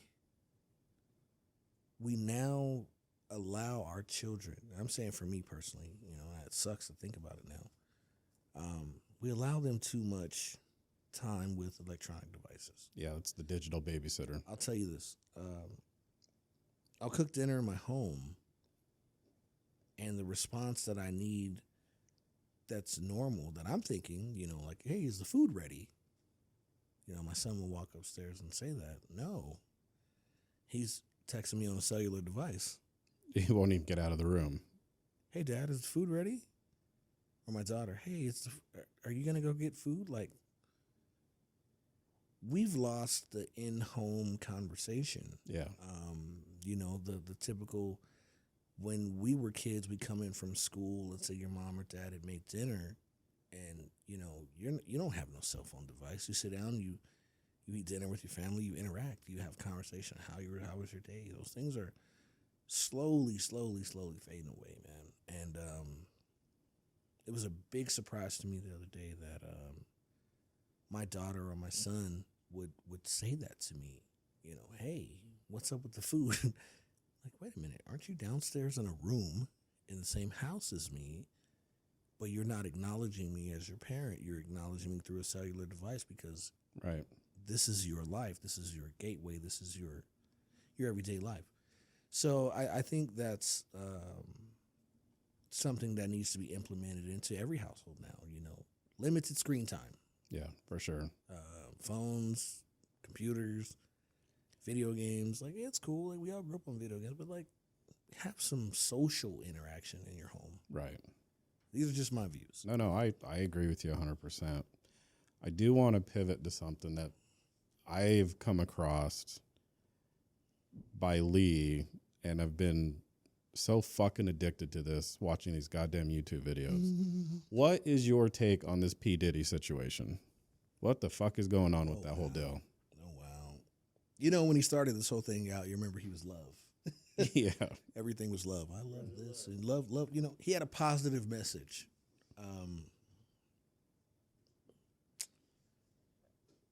I grew up listening to Puff Daddy, not P. Diddy. Right? Okay. So it's been said, it's been had that, he's had his hand in the murder of, Tupac and Biggie. Right. The legendaries Right. of our generation. Right.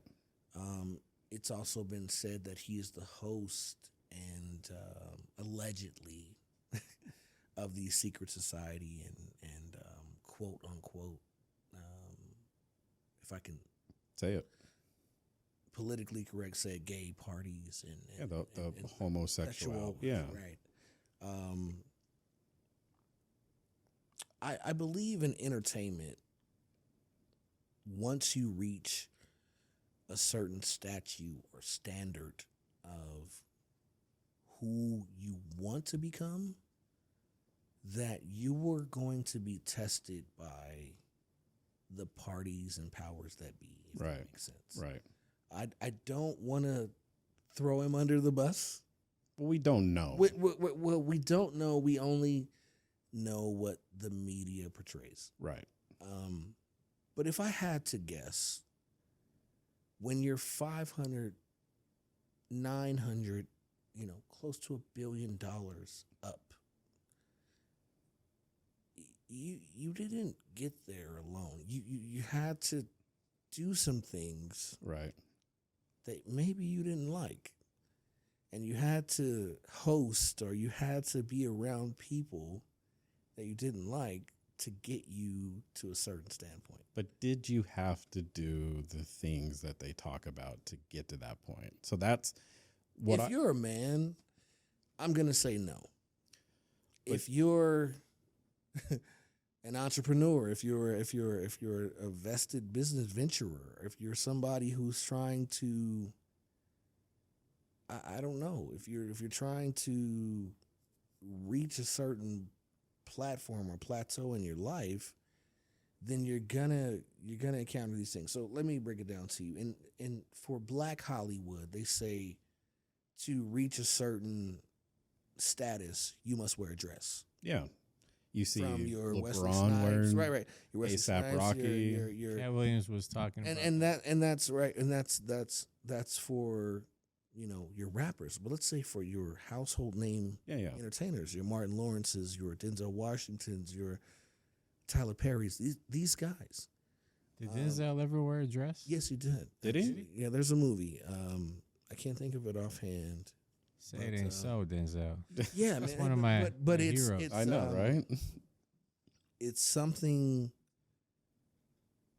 they say in Hollywood to achieve a status that you're trying to reach. Like that elite.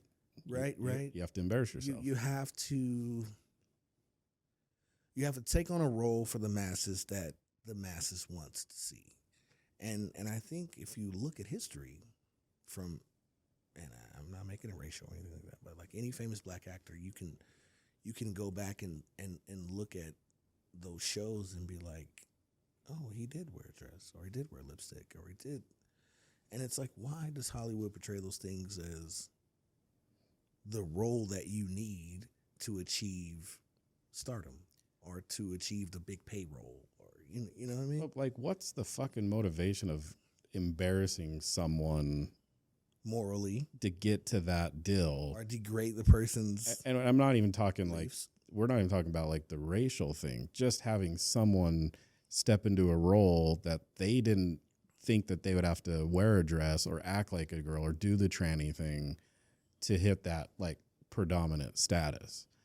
You don't see it a lot with like quote unquote white Hollywood, but you have actors like Jared Leto who played a tranny in Dallas Buyers Club. Right.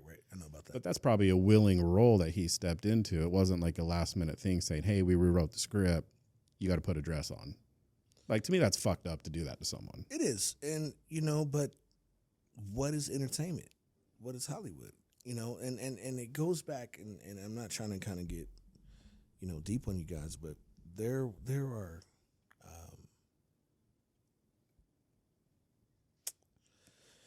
are screens of people. Like, there's a place you could go to in Las Vegas. It's called Bojangles, right? Mm-hmm. Bojangles Fried Chicken. But the origin of Bojangles is a black man who paints his face black, who wears red lipstick, who dances in front of a white audience. Really? That's Bojangles. See, I didn't know that. Tap dance, right? And so when you think of that, we've been entertaining people, and I'm not just going to say white people, but, we've been entertaining people for hundreds of years. Right. And it's like, the Constitution says that we are 3/5 of a man if you're African American. I don't know. And that's something, we would like changed. I speak on that highly to friends, family. See, I didn't even know that. Yeah. And that should be changed. In this day and age, at least. A long time ago. Right. But yes. You can go, Google the Constitution right now and see that. And it's like, wow, we're 500 plus years past slavery and oppression. Like, what the fuck? Who can change that? Right. You know what I mean? It's a great video is the Childish Gambino "This Is America." Yeah. It's dope. You remember at the very end of it, Yeah. he's when all the lights go off, he's being chased by all the white people. Yeah. Another dope video is Jay-Z. Dumbo. Yeah. If you really listen to the words of that song and you watch he actually showed people, clips of the quote unquote Bojangles of America. Those were cartoons that were shown and displayed of the blackface paint, the red lipstick. You know what I mean? Every time you say Bojangles, I always think of Bernie Mac in Life. Jingling, jingling. Jingling. Right. I fucking love that. How come they let like Drake slide for like wearing the blackface? I don't think it was okay. So I didn't even know he did that. yeah, quote unquote. When he was beefing with Pusha T, right. Pusha T came out with the Hidden Kid and the blackface, and so I mean, if you wanted to, and again, these are all my opinions, personal opinions, right? If you wanted to degrade a race or a black man, that's something you do. Put him in a dress. You put him in a dress, you paint his face, you put lipstick on him, and you take away his masculinity, right? So when we talk about Drake, I mean, who's this guy, right? Like, he's a great artist, Grammy nominated, platinum artist, but as an artist, I don't respect him, right? Because he doesn't write his own music. Right. Some people, you know, as an entertainer, I think he's fucking phenomenal. But as an artist, he doesn't exist. And I think Pusha T was kind of like painting that picture to let you know, like, hey, this dude is not authentic. He's not true to thyself. He's scripted. He's Right. scripted. He's an entertainer. He's here to, quote unquote, Bojangles you. You know what I mean? Okay, so that Right. makes a lot of sense. So like, and nothing against the dude. Like, I love Drake. When he first came out, some of his earlier underground stuff, I was like, dude, who the fuck is this dude? Like, are you serious? Like, he's dope. But it got so commercial, and I can't be mad at him even as a person. Like, bro, you're close to a Billy up Yeah. in music. How do you not congratulate him as an entertainer to achieve that? But as an artist, But as an That's artist, the difference between right, him and J. Cole. right, You know, exactly. J. Cole is an It's artist. an artist. He's a phenomenal artist. And believe it or not, I didn't like J. Cole. Like, when he first came out, I was like, dude, this dude's basic, right? But basic turned into like, okay, he's really a phenomenal writer. He's really, I mean, this dude doesn't wear gold, like the status quo, right? He doesn't wear gold chains. He doesn't drive a Bentley. He doesn't. This dude wears dreadlocks and goes and hoops at 24-hour fitness and drives a Honda. Like, lives in a mansion, but like, he's a basic normal brother. He's a basic Right. normal dude. Like, so I'm gonna Like respect him Kendrick. for like Kendrick. You know what I mean? Like, so to me, when I think of like your J. Cole's, your Kendricks, your J. Rocks, your Nipsey Hussles, these guys are, you know, to me, the art of what we call hip hop. Like Pusha T, believe it or not, you know, Killer Mike, you know, all these guys are the origin of hip hop to me, because they're talking about what hip hop first started with. If you think about the first rap songs that we heard as kids, right? For me, Melly Mel, a child is blind to the state of mind, blind to the words of mankind. Like, he was talking about what's going on in his community, right? Like in New York, like the poverty, the drugs, the guns, the police brutality. Like, that's hip hop. You know what I mean? Like, when people sit here and tell me, oh, bro, that's hip hop. Like, no, man. Where did it start? It started in a community of oppression. NWA, fuck the police, coming straight from the underground, right? We listen to those songs and it's like they're going through something to give you a message. From Public Enemy to Tribe Called Quest, there's always a message in the Right. records, do right? you feel though, like, if you take like the beginning of hip hop, like, do you feel like that's like almost like a jazz transition? When you say jazz, iterate a little bit more for me when you say that. So like, when I, like, me personally, when I think of jazz, I probably couldn't tell you a jazz artist. I just know you mean they're like the actual culture, sound and music and culture. Of yeah. jazz. It seems like to me that was like the There's natural a group. progression. And I debate this with one of my hip hop patrons, a friend of mine. I used to argue with him, like, you know, hip hop started with a group called the Lost Poets, and they were the first group to speak spoken word on record. So like, it was like poetry on a break On a vinyl. on a vinyl, right? And then you get your Curtis Blows, then you get your Run DMC. Run DMC. Well, even before him, Grandmaster Flash. You get who's the hip hop? Oh, that's I think of those guys. I right? love those. What are they? Oh my god, that's terrible. I'm not a rapper if I can't think of their name, right? But Furious 5, like Grandmaster Flash. well, Grandmaster Flash, Furious Flash. But who's Grandmaster Cad. Hip Grandmaster hop, Caz? hip to the hip hop, hop, hoppity right. don't Oh my stop. Oh, God. Sugar Hill Gang. Sugar? Thank There you, you go. thank you, Lee. I'm not hip hop if I don't know that. Thank you. But you know, before you get all those guys, you had these guys. Like, they were, you know, speaking spoken word on record. You can Google those guys. Look up the Lost Poets. They were on that song. You ever hear that song, "The Corner" by Common? Okay, so yeah, right. yeah, So he paid homage. That's dope that you know that. Right. But yeah, they were the first, as you can hear, if you hear that record, Kanye and Common Yeah. actually went back to pay homage because they did do spoken word over that record. You know what I mean? I wish I could give you this feeling like they were speaking their poetry over, over that record. So I think hip hop, man, is to me was always a situation of oppression, police brutality, and a message. Now, what we call hip hop is a little watered down. Thank you. You know what I mean? Because there's no message. Like Nas is still holding it down. Our regulars, our older generation rappers are still kind of displaying that. But when you listen to our younger generation, that's gone. You know what I mean? It's drill. It's again back to the part of our original interview. Murder, death, drugs, sex, kill.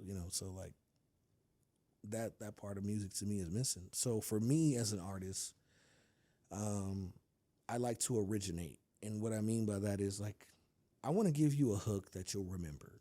I want to give you maybe a line or a bar that you'll think about. Right? There's always good music, good production, and then quote unquote a little message that you might remember. Do you feel though that like your style is more like melodic? I'm gonna go back to saying the original thing I said. Like I feel like I'm everywhere, man. Like I'm not one dimensional as an artist. I think that Lee kind of touched bases. Like I kind of sing a little bit, right? Mm-hmm. So I feel like everything that I do, I try to be original, and I try to give you soul, and I try to give you a sound that, like, for instance, my new album.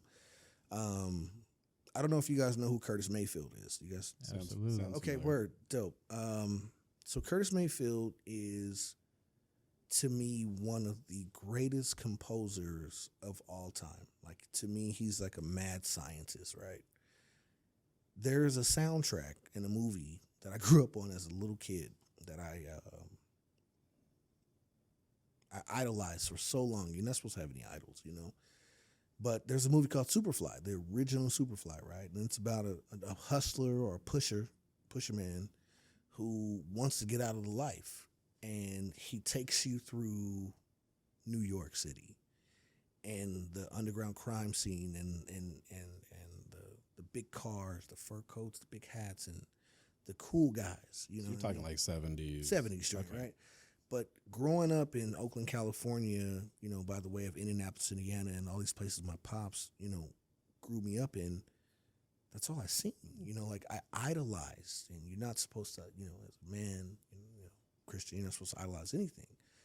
But I idolized the drug guys, the pimps, like it was cool. Like, growing up, pimps would give you money. Hey, go to school. There's $10. Right. Don't let me catch you out here and being like. Who was the big drug dealer in Oakland? Felix Mitchell. Felix Mitchell was one of the biggest guys at that time. Always hear Too Short. Always talked about Felix Mitchell. Yeah. I personally never got to see Felix. There was a guy in my community. Two guys. One guy named Rappin' Ron. Rappin' Ron Ron's was dope. Okay, Yeah. weird. That was a dangerous. Yeah. And then there was a pimp that I grew up with named Liquor Store Ron. And Liquor Store Ron was the first dude in my community to have a Mercedes Benz, like a 560 SEL. Like that's the biggest Benz you could buy back then, right? And he was a drunk, right? So this dude would hang out with money with the winos, like the guys singing on the corner. You know what I mean? Like you'd be going to school and there's four guys singing, trying to get $1. You're talking like the old 50s, 60s shit?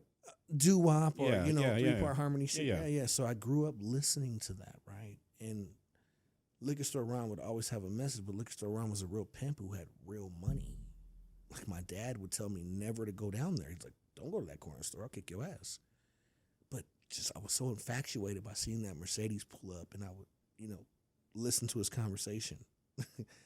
Him talk to his hoes, or, talk to the liquor store guys. But, bro, you're a drunk like them. You're out here drinking $2 Slit Small liquor. Yeah. Right. You know what I mean? Old English or old, what are they? Yeah, Old English, Slit OEs. Small Liquor, Colt 45, right? Mhm. Like all those drinks. Like, but bro, you're an avid drunk like these guys who are bums. And when I would listen to his conversation, I thought he was the coolest dude in the world, man. And my dad too. I don't glorify it, but my pops, he wasn't your average dad. My pops hustled my whole life.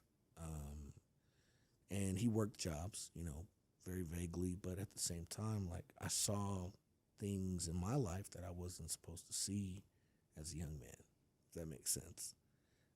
Your average kid wouldn't see. And so growing up, I was infatuated with that. So I think a lot of those things play a part now in my music. So what I mean by that, we were talking about Curtis Mayfield. Like, with my music, I wanted to portray and give a sound that is no longer being observed, is no longer being used, which is your 70s, your live instrumentation, all those things, right? And have a message. It might talk about hustling because, part of my life I did those things. But I'm not going to give you something that I had never done. Right. You know what I mean? Like, I'm not going to portray that I'm this, big person or this or that. I'm only speaking my truth. And I think what distinguishes me from a lot of artists is that I reached back to go find those sounds in this album, production-wise, that nobody was thinking about. Because, again, when you think about music, you're thinking of drill music, you're thinking of deep West Coast gangster shit. But, like, even that has a sound now. And I can't think of the name of what they're calling that genre of music, which is like your Offset, your Migos, that mumble rap shit, right? Yeah. I'm not doing that. I can go do those things for you. That's easy. If you're an artist, those are easy things for you to do. But for you to dig back and give to the culture, are you really doing that as an artist? So I think, kind of the answer to your question, that sets me apart from everybody else. Like, those are things that I think of on a daily basis. I may play a song in my car and I'm like, I'm stuck in this genre. Like, I can't stop playing music that doesn't have live instrumentation, like instrumentals and shit. Mhm. Like my boy Black, Tyrone, Jet Lag, will play me some futuristic shit, and then I'll get on it. You know what I mean? But it takes a person like that to get me out of my comfort zone, because I've been stuck there 3 years Right. to finish this album because I want it to sound like something. So really quick, the idea of Cooley High Chronicles Volume 1, the name of my album is, you don't got to change it, man. From however many songs I decide, from 12 to 15, whatever I decide, just let that shit play. I think that's a lost art when it comes to consumers listening to music. We're so easy to go to iTunes and be like, okay, I like this song, I'm going to pay for it, I'm going to download it, and that's that. We're not listening to albums anymore. Right. When's the last time you listened to a full album? It's been a while. I would tell you. See? Yeah, it's been a while. I would tell you, like, The Benny the Butcher album. Dope. He's a dope Pretty artist. good. Solid, But it's solid like body of rare. work. Most of the time, it's just like a couple Songs, singles. right? Yeah, I'm gonna go to iTunes. I'm gonna pay for this. So, if you subscribe, you don't even got to pay for it. You just, I like these 2 songs on the album, and I'm just gonna play it. So for me, as a young art, I'm not saying young artist, as a new, because I'm technically new on the platforms, right? I think of that every day that I write music. Like, Yeah. hey, I don't want you to be my consumer or my fan, and I don't want you to change. I get offended by that. I don't want you to change my music. Right.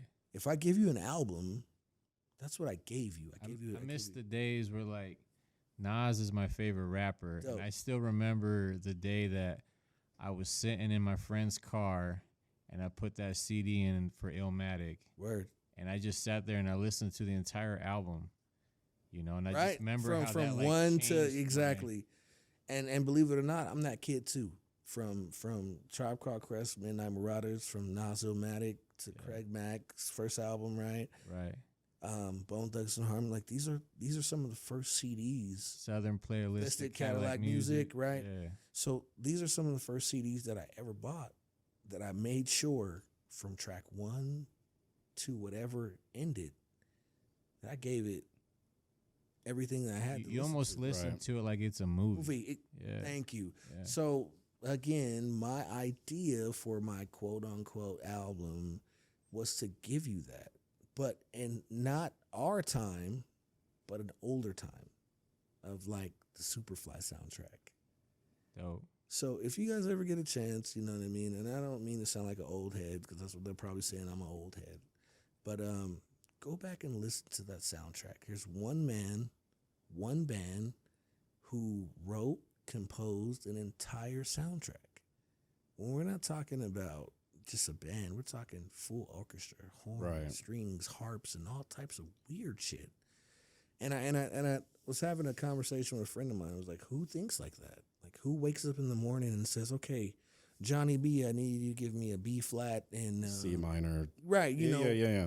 like Harley Quinn. Like, let's say Harley Quinn. Give me a minor and all these guys. Like, You're you know, talking and like music theory type right, shit. right. And here's a guy who woke up one day, got a contract. There was like, hey, I need you to write a soundtrack for a movie. And by God, to me, only to me, right? Because you guys may not feel the way I feel about it, but it's one man. And then when you really listen to those things that he did for that entire soundtrack, from track 1 to whatever, it's mind blowing for me. Like, it's truly mind blowing to say one guy composed that with no help.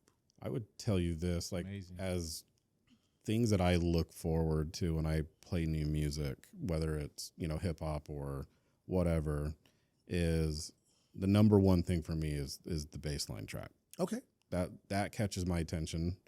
And then the next thing that catches my attention is how good of a lyricist someone is. The person is, okay. How can you paint a picture with your words where I can imagine exactly what the fuck you're talking about? Right, yeah. And it's tough. And we don't see a lot of that. I would always have arguments growing up with my friends because they were always just talking about the beat. The beat had to be on point, and I was just always about the lyrics, man. So ask yourself this question, Lee. When do you think, and I might blame a genre for this, but I'm not going to say it on camera. We'll talk about that after.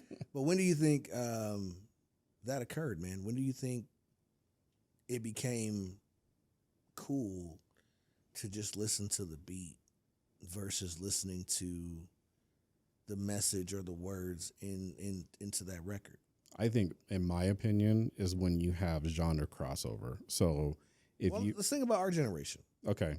So we go from like LL Cool J, Run DMC, Big Daddy Kane, Grandmaster Flash, all these people, right? So say that question again. So I would say, when do you think that subliminally changed? Like the beat just became cool and lyrics was out the window. If you want to, if you had to think of a time frame in our lives, and me and your life, when did that become cool? 2005, 2006 to me is when that would start. Okay. Let me think about that one. Because if you go back to like the Sugar Hill Gang, it was somewhere. I don't want to say the genre that changed it because that makes me biased about something. I'm not going to say that on camera. We'll talk about it after camera. This is what I feel. Like, we remember the time where like you could hear a song and you knew what coast it was from, what city it was from. It had a certain vibe, you know? Right. I feel like once like people stopped like working in the studios together and they would just send music to each other, everything just, I feel like, just started sounding the same. And when did that happen? when Biggie Tupac died. No, I would say like I don't want to blame a genre of music who changed it, but I can tell you if you guys want to know on camera. I do want to know. All right, so I'm gonna say one particular sound changed the entire course of hip hop. Is it Future? Close. Trap music. Oh, Still that Atlanta. Right? And if you think about it, I hate to say that because You grew up. we had East Coast. I love South music, by the way. You grew up like Cash Money in that too. Yeah, yeah. Okay. So that's kind of where I'm getting at. Okay. We received the change of music when hip hop allowed the South to flourish. We had the South with 8 Ball MJG. We had the South with Scarface, but the generation of change was your T.I., Juvenile. your Jeezy, your Cash Money, your Lil Wayne, your guys who changed the sound. And if you think about it, had other artists trying to emulate their sound. One of my favorite rappers growing up as a kid was Too Short. If you think about it, Too Short moved to Atlanta. got with Little John, right? Yep. And started changing the sound of what we knew as West Coast music. That's interesting because I was damn point. close on the year too. Point. I was damn close true. at that 2005. I mean, it's 2006. close. Yeah. If you really wanted to get even more technical, like the West Coast changed a lot of shit because we grew up only knowing Eric B, Rakim, KRS-One. Then you got we're speaking hypothetically. Then you got Ice-T, Right. Colors, and all those records. That was 6 a.m. West Coast, right? Then of course you get your NWAs. Then you get your Too Shorts. Then you get your Too Shorts for NWA. I apologize for always saying that. You get that sound. You get that sound, and so for me, I think the South had super influential on hip hop. Like, look at Cash Money. Look at No Limit. No Limit. Right, that changed the course of music like forever. Yeah, that's facts. You know that now that you say that, you know the one song out of Cash Money that I remember, it was catchy as hell. Bling bling. No, the I Need a Hot Boy. Okay. Because you know the song starts dun dun, you know, and that you get right into it. But commercial Manny wise, Fresh. Manny Fresh. Shout Yeah. out to Manny Fresh, like one of the dopest producers of all time. I'm gonna give him. You know who's a super underrated producer? Because, you know, being from the Bay, is Ant Banks. Ant Banks, but you gotta mention my guys, the Mechanics. Right? If you haven't heard the Mechanics, Yeah. man, wow. You know, I can name countless artists. Mr. Fab. Who are your top 5 Damn Bay you. Area rappers? Damn you, Lee. I was gonna ask Wow. something similar to that. Oh wow. Okay. Todd Short, Too Short, E40, Richie Rich, Richie Rich. the original 3 Times Crazy, Keek the Sneak, Adrian Man and Bar, Oh, yeah. Drew Down.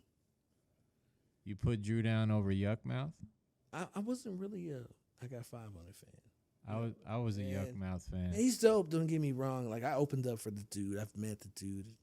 That's another story.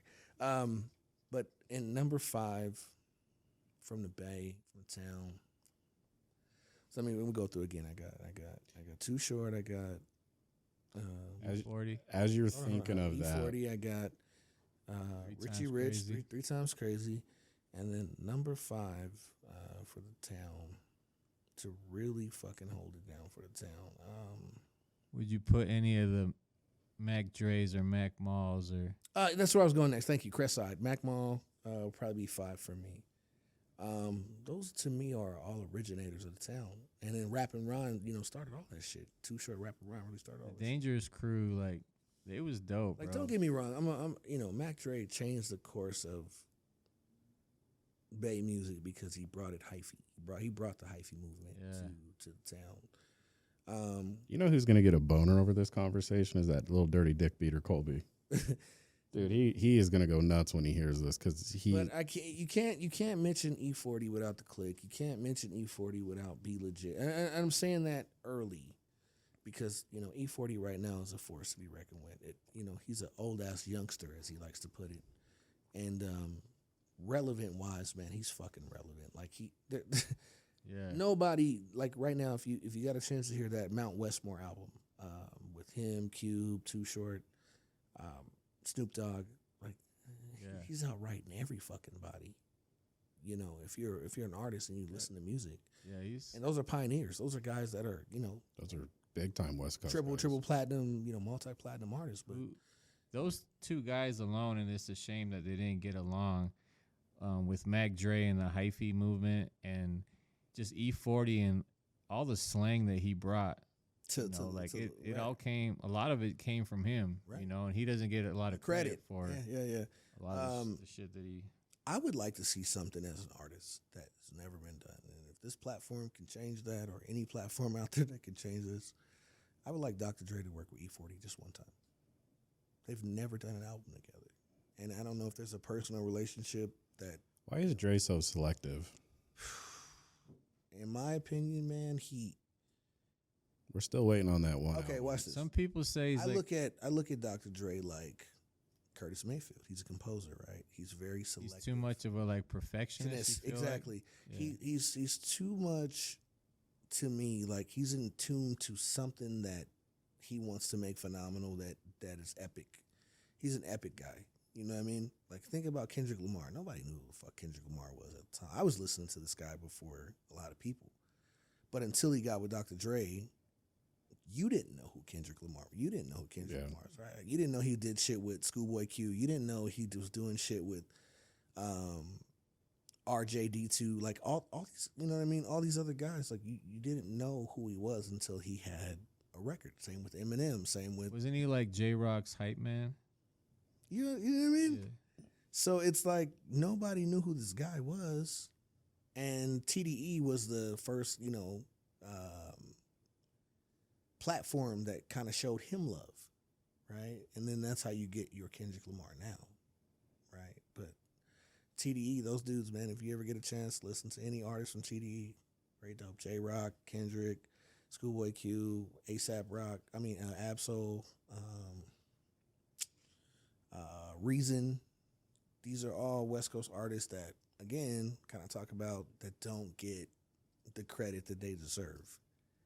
Right. And, you know, I think J Rock's one of the dopest writers. Super dope. Super dope that nobody really talks about. He's came to Utah and like nobody knew about that. So yeah, man. Who's your favorite artist of all time?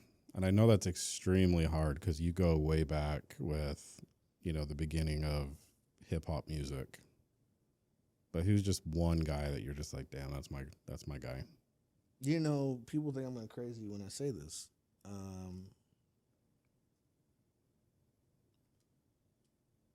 I can't say just one, but if I had to put in time, order, perspective right now, a lot of people think I'm going to be crazy for saying this, but Nipsey Hussle, man.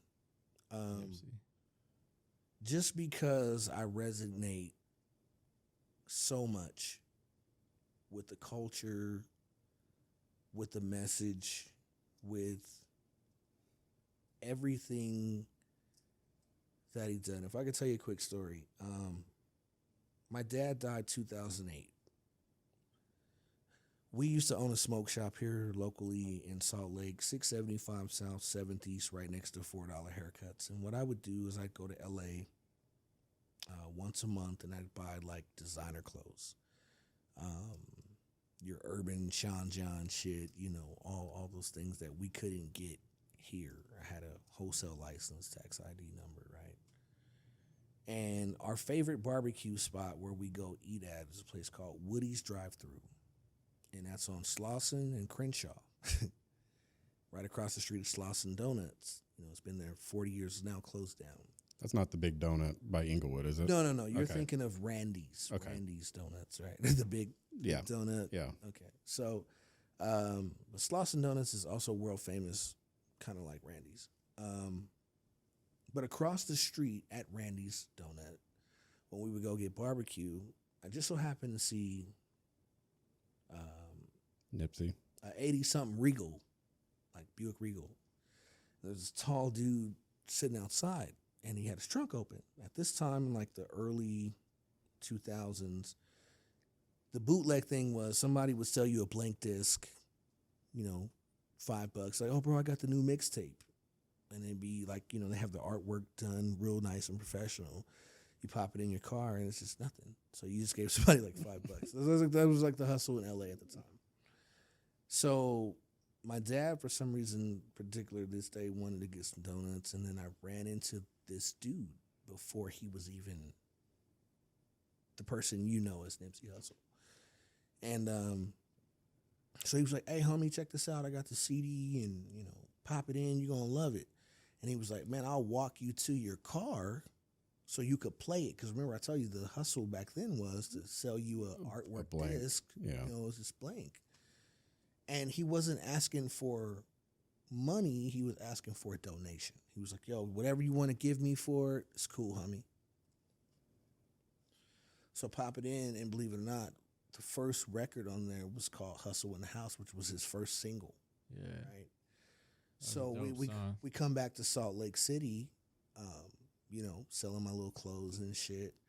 And then I turned on the TV one day and I was like, Dad, you remember when we was at the donut shop and the brother that gave us the CD, like, yo, that's him. He's like, nah, that wasn't that young boy. No, it was, Pops. Look. And so he, had his first video. Then he had the shirts that said Crenshaw. And I was like, yo, that's dope as fuck. And the first place they had open was a place called Slauson T-Shirt. And I remember, trying to get over there, never got there. So long story short, when we talk about artistry, right? Like I'm looking for artistry to turn into a mogul. Like, here's a guy selling CDs out of the trunk of his car to him and his brother owning a T-shirt shop to now turning this T-shirt shop into a clothing store, the Marathon clothing store, and then to him buying the entire fucking strip mall. So was it at that strip mall then where he was murdered? Yeah, I've been there. I have pictures, and that's where you got the CD from. Well, across the street. So literally across the street was the first CD I had. And if I can go in our house right now, I still may have it. The first little. It was only like a 3-track EP. I only had 3 songs there. Bullets Got No Name, Hustle in the House, and I think I can't think of the last song. But I gave him like $2 for it. And then he came to Utah, and the dude I work with on production, Lamb from Self Expression Music, they threw a show here, and I tried to get him in the studio. Like whatever dollar amount I had in my pocket, I was trying to offer the dude to just come to the studio and say a couple of words on one of my records. I didn't get to open for him. I'm really whoever promoted that show, you ain't shit, because you didn't invite Swift. I really strongly feel that way. Because nobody knew who he was back then. You know what I mean? Like, you guys right. Like, oh, who's this guy? And so when I say he's my favorite artist, because he's influential in my life, man. Like, it's got historic meaning. You know what I mean? Like, yeah. It's personal. And my girl, we went to LA one year, and believe it or not, I'm gonna give her a shout out. She's the first person to ever buy me my first marathon shirt. So right on.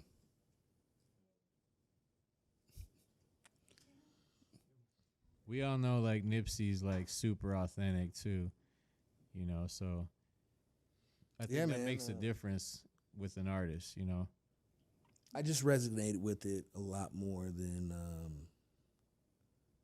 people think, man, because to me it's personal. Like I had a quote unquote quick little relationship.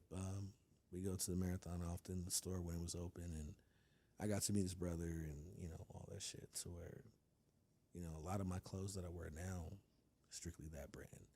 And nobody that I know here locally was really up on that shit. You know what I mean? So, not trying to one up or trend set, but if you know, you know. You know what I mean? Yeah. So, well, anything else you want to discuss? No, man. Please, guys, all platforms, hopefully Spotify, Apple Music, TikTok, YouTube, all those things. Look for my album, Swift, Cooley High Chronicles, Volume 1. Let us know when it drops, because March, man. Shout out to Lamb, Self-Expression Music. We got to get this going. Also, my boy Jet Lag Black, him and I are coming out with a project. I think we got a name for it. We want to have like both of y'all on the show.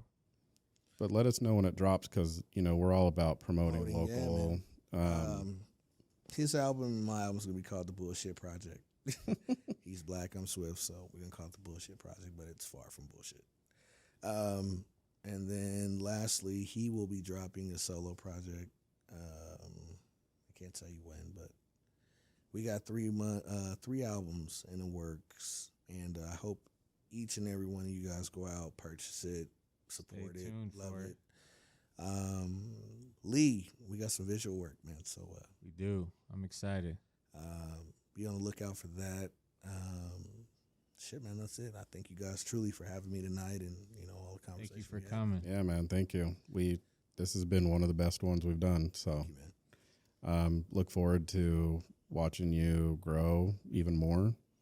And yeah, let us know. Like I was saying, we love to promote the local. We just got involved with like Fierce Fighting, which is local MMA. So we're all about, repping Salt Lake. And Yo, tell those guys to reach out to me. I got a fight song. So, Okay. I write fight songs too. we actually did the interview with the COO of Fierce. So, we have some upcoming stuff with them too. Any so. fighters need a guy to bring you out, look me up, man. Okay. Jay Swift on Facebook, The Real Swift 101 on Instagram. I have no idea who I am on Snapchat, but we'll find that out.